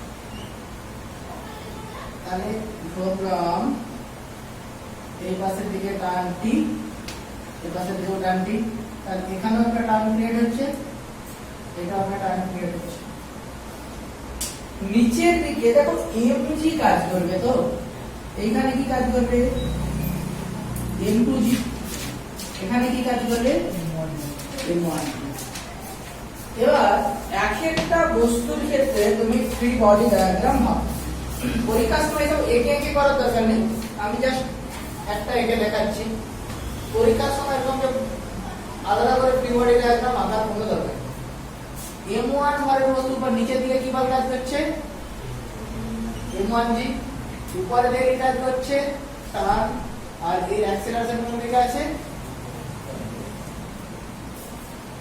তো M1 ভরের বস্তু নিচের দিকে M1G উপরের দিকে T এটা উৎস উপরের দিকে তাহলে কে আচ্ছা M1 ভরের বস্তু উপর দুটো বল কাজ করছে একটা দুটো বিপরীত দিকে তাহলে লব্ধি বল কে যাবে দেখো দুটো বিয়োগ কোনটা বেশি হবে বলে দেখি টি না এমজি যেহেতু এটা উপরের দিকে উঠছে তার মানে অবশ্যই টি কে বেশি হতে হবে তার মানে আমরা এখানে শর্তটা পাচ্ছি T minus m1g equal to ma বল সমান ভরের তো কারণ মানে বলে দেখি m2 ভরের বস্তুর ক্ষেত্রে কি হবে m2g হ্যাঁ একদম m2g দেখো নিচের দিকে কাজ হচ্ছে t উপর রবে এটা তো নামছে নিচের দিকে তাহলে অবশ্যই m2g কে বেশি হতে হবে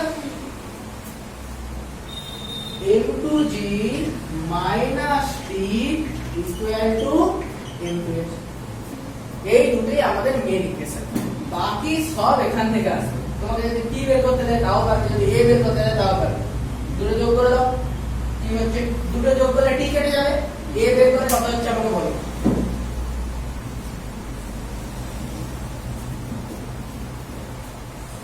দুটো যোগ করে টি কাটিয়ে দাও এর ভ্যালুটা আমাকে বলো কত বেরোচ্ছে তোমার কাছে হয়েছে যা হয়ে গেছে বল হ্যাঁ দুটো ইকুয়েশনকে যোগ করে দাও ক্যাপিটাল টি কেটে যাবে তাহলে এর ভ্যালু কত হচ্ছে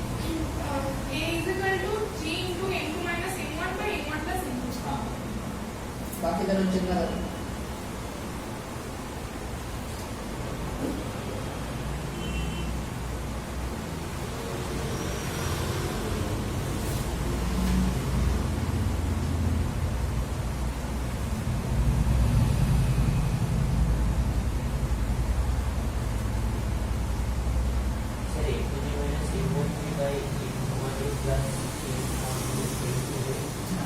एक्चुअली समान है তাহলে a বের করতে গেলে কি হবে বাই m1 প্লাস m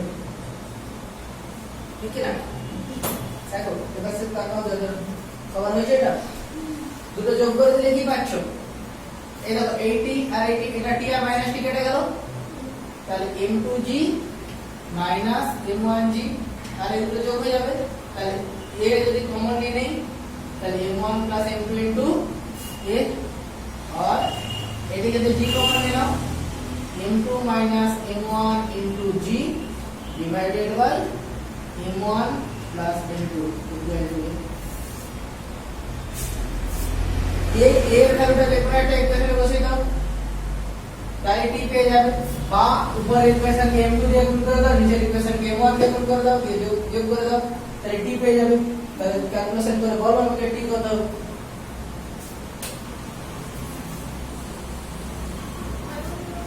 এই দুটো ইকুয়েশন থেকে টি বের করো সলিউশন করো মাধ্যমিকের সলিউশন ছিল দেখো দুটো সমীকরণ সব অবভিয়াস মনে মনে নাম্বার পেয়ে এসেছো ক্যালকুলেট করো দুটো নীল রঙের যে দুটো ইকুয়েশন আছে ওই দুটো ইকুয়েশন থেকে আমার টি বের করতে হবে যেকোনো একটা বসাতে হবে হ্যাঁ যেকোনো একটা বসাতে হবে বুঝতে হচ্ছে সে করে দেখো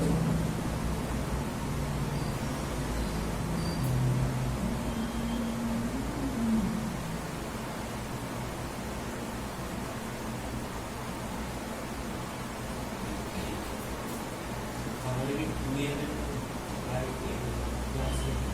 টু m1 into নাকি m1 plus m2 into g আছে g আছে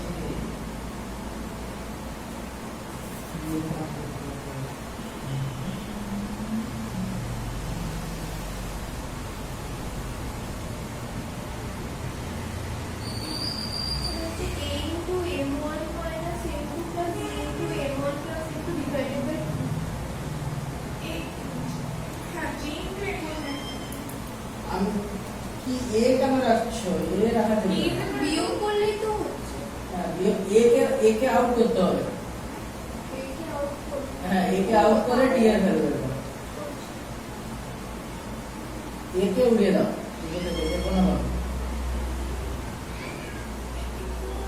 বুঝলে বুঝেছি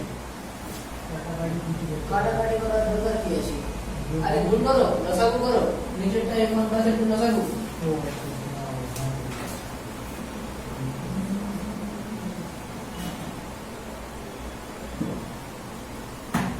सब गुण करो ये काटाकाटी करो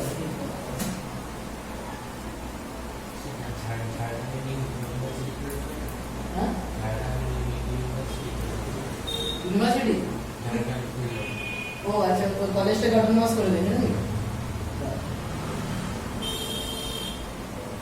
না তো সব কলেজই প্রায় অটোনমাস করে দিচ্ছে তাহলে তোমার টেম কলেজ অটোনমাস কোন কলেজ অটোনমাস পড়াশোনা করে কি করেছে তারপর বিদ্যাসাগর ইউনিভার্সিটি করেছে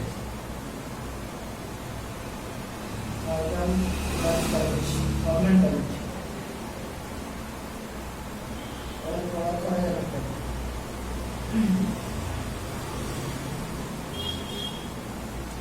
minus G M1 plus M2 by 2.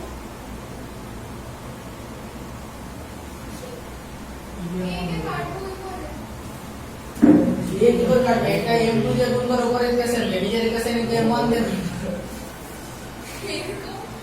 ठीक है ना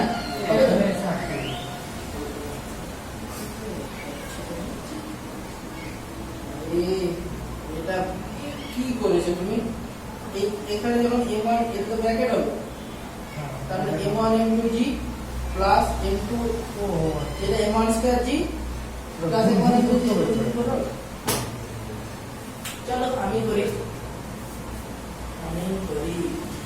এই এর ভ্যালুটা নিয়ে এখানে বসে দিতে পারো আমি গুণ করেই করছি চলো উপরে ধরো m1 গুণ করো তাহলে m1t minus m1 square g না সরি M1 by m2t উপরের ইকুয়েশনটাকে m2 দিয়ে গুণ করছি উপরের ইকুয়েশনটাকে m2 দিয়ে গুণ করছি m1 m2g সমান m1 m2 নিচের ইকুয়েশনকে m1 দিয়ে গুণ করো তাহলে m1 m2g minus m1t equal to m1 m2a দুটো m1 m2a তাহলে ইকুয়েট করে দিতে পারো m2t minus m1 m2g equal to m1 m2g plus m1t এক পাতা নিয়ে চলে আসো বসিয়ে দিয়েও করতে পারবো তাহলে m1 plus m2 m2t समान 2 m1 m2g और t समान 2 m1 m2 by m1 plus m2 m2g বোঝা গেল ক্যালকুলেশন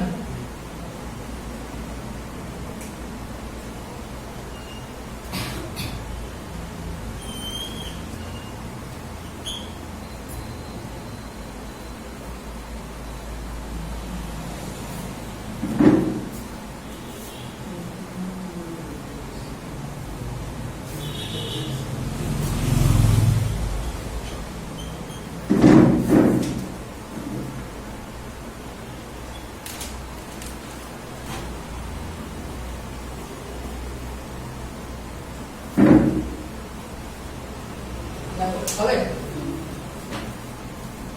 আচ্ছা, এবার কপিকালের আরেকটা টাইপ আছে, আরেকটা টাইপ লিখে দিই, তাহলে কপিকালটা আমাদের শেষ হবে।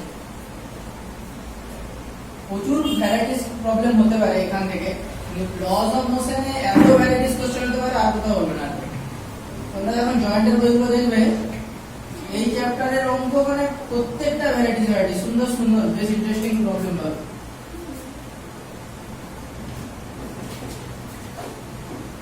সব চ্যাপ্টারের কনসেপ্ট কাজে লাগে।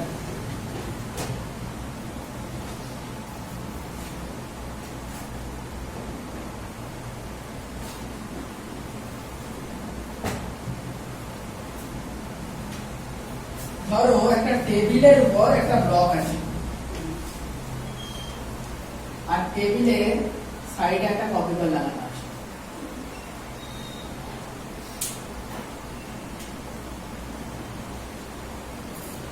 এই একটা block, suppose this is of mass m1, এরপরে একটা কপিকল লাগানো আছে, this is of mass m2। এইবার বলো, যদি এটা ঘর্ষণহীন তল হয়, আপাতত ঘর্ষণ বলছি, এখানে ঘর্ষণ দিয়ে দিলে আর একটু জটিল হয়ে যাবে, এমন কিছু জটিল হবে না, একটা ঘর্ষণ বল আসবে, এটা ঘর্ষণহীন তল, নিউ ইকুয়াল টু 0।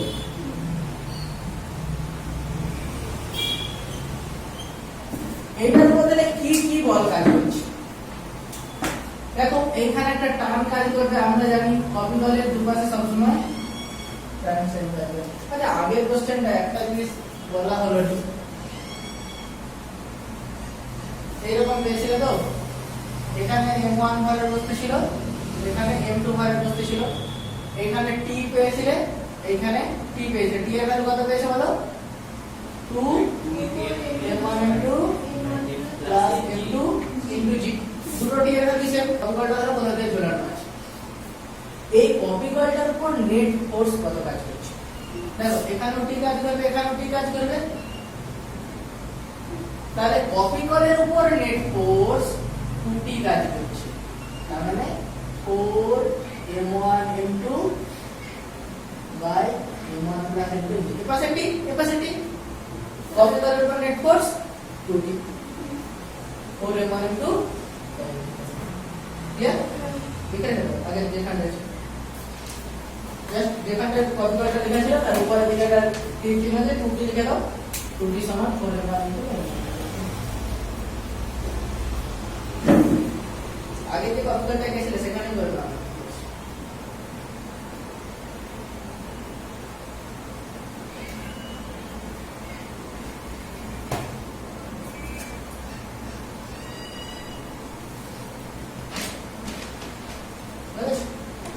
আচ্ছা এইখানে কি কি বল কাজ করছে বলো?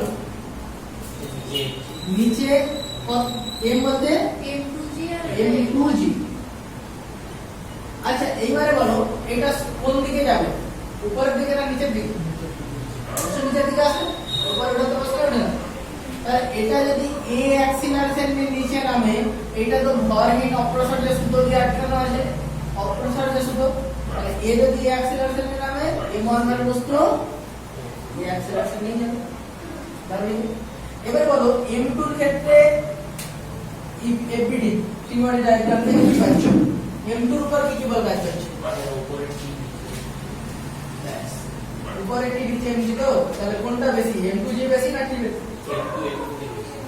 m2g বেশি, তাই নিচে নামছে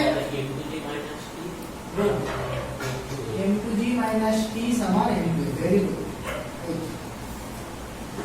উপরে ঘর্ষণহীন বলেছি, পিছনের দিকে ঘর্ষণ বল আসেনি, যদি এখানে ঘর্ষণ বলতাম তাহলে পিছনের দিকে একটা ঘর্ষণ বলতাম। এখানে t ইকুয়াল টু বড় হোক ছোট হোক কোনো ব্যাপার নয়, মানে এখানে তো একটাই ফোর্স, তাহলে t ইকুয়াল টু এই দুটো কোশ্চেন এ বের করো আর t বের করো, তাই ছবি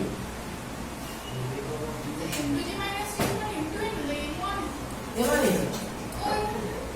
এটা তো m1 ছিল, m1 এর উপর t বল, তাহলে t সমান m1, আর m2 g, এই পাশে m2g t সমান কি এই বস্তুটার উপর নেট ফোর্স সমান কি এই বস্তুর উপর একটু ধরো,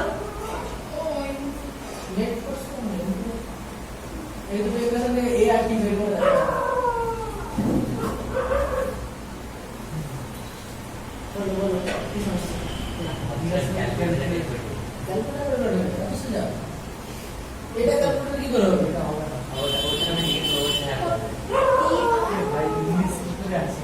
প্রোগ্রামিং করতে হবে ভাই ইংলিশ তো আমি একটু এই নিউমেরিক্যাল থাকতে হয়ে যাবে ব্যবহার করা যাবে না।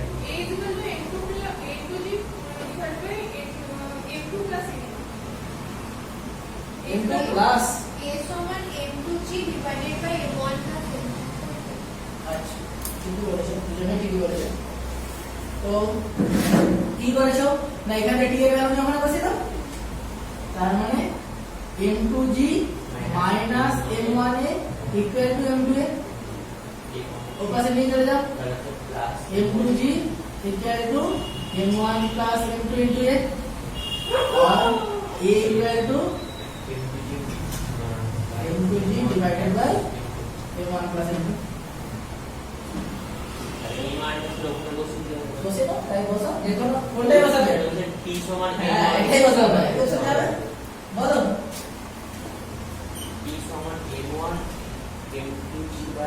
m1 m2g by m1 plus m2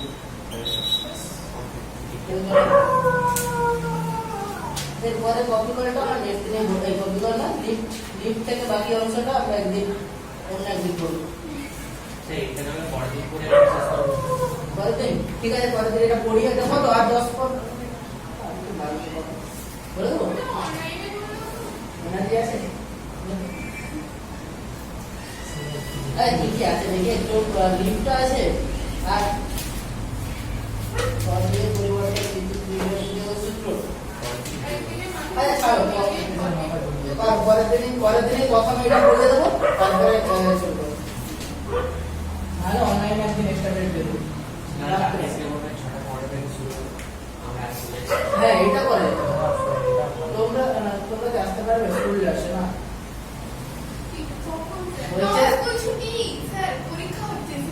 না বলছে ওই নেক্সট ক্লাসে তোমরা যদি আধ ঘন্টা আগে চলে আসো তোমাদের আগে শেষ করে দেবো সোমবার দিন হয়ে যাবে তো আর সোমবার দিন তো নেই স্কুলে নেই। আগে তো এসে বসবে কি আছে হ্যাঁ ও চলে আসবে। বা তোমরা একটু বেশিক্ষণ পড়ার জন্য রেডি হয়ে যাও ঠিক আছে কথা এটা পড়ে দিলে ঠিক আছে চলো সোমবার ওই সময় আসো পরে ছুটি হবে একটু পরে তো ক্লাস নেই না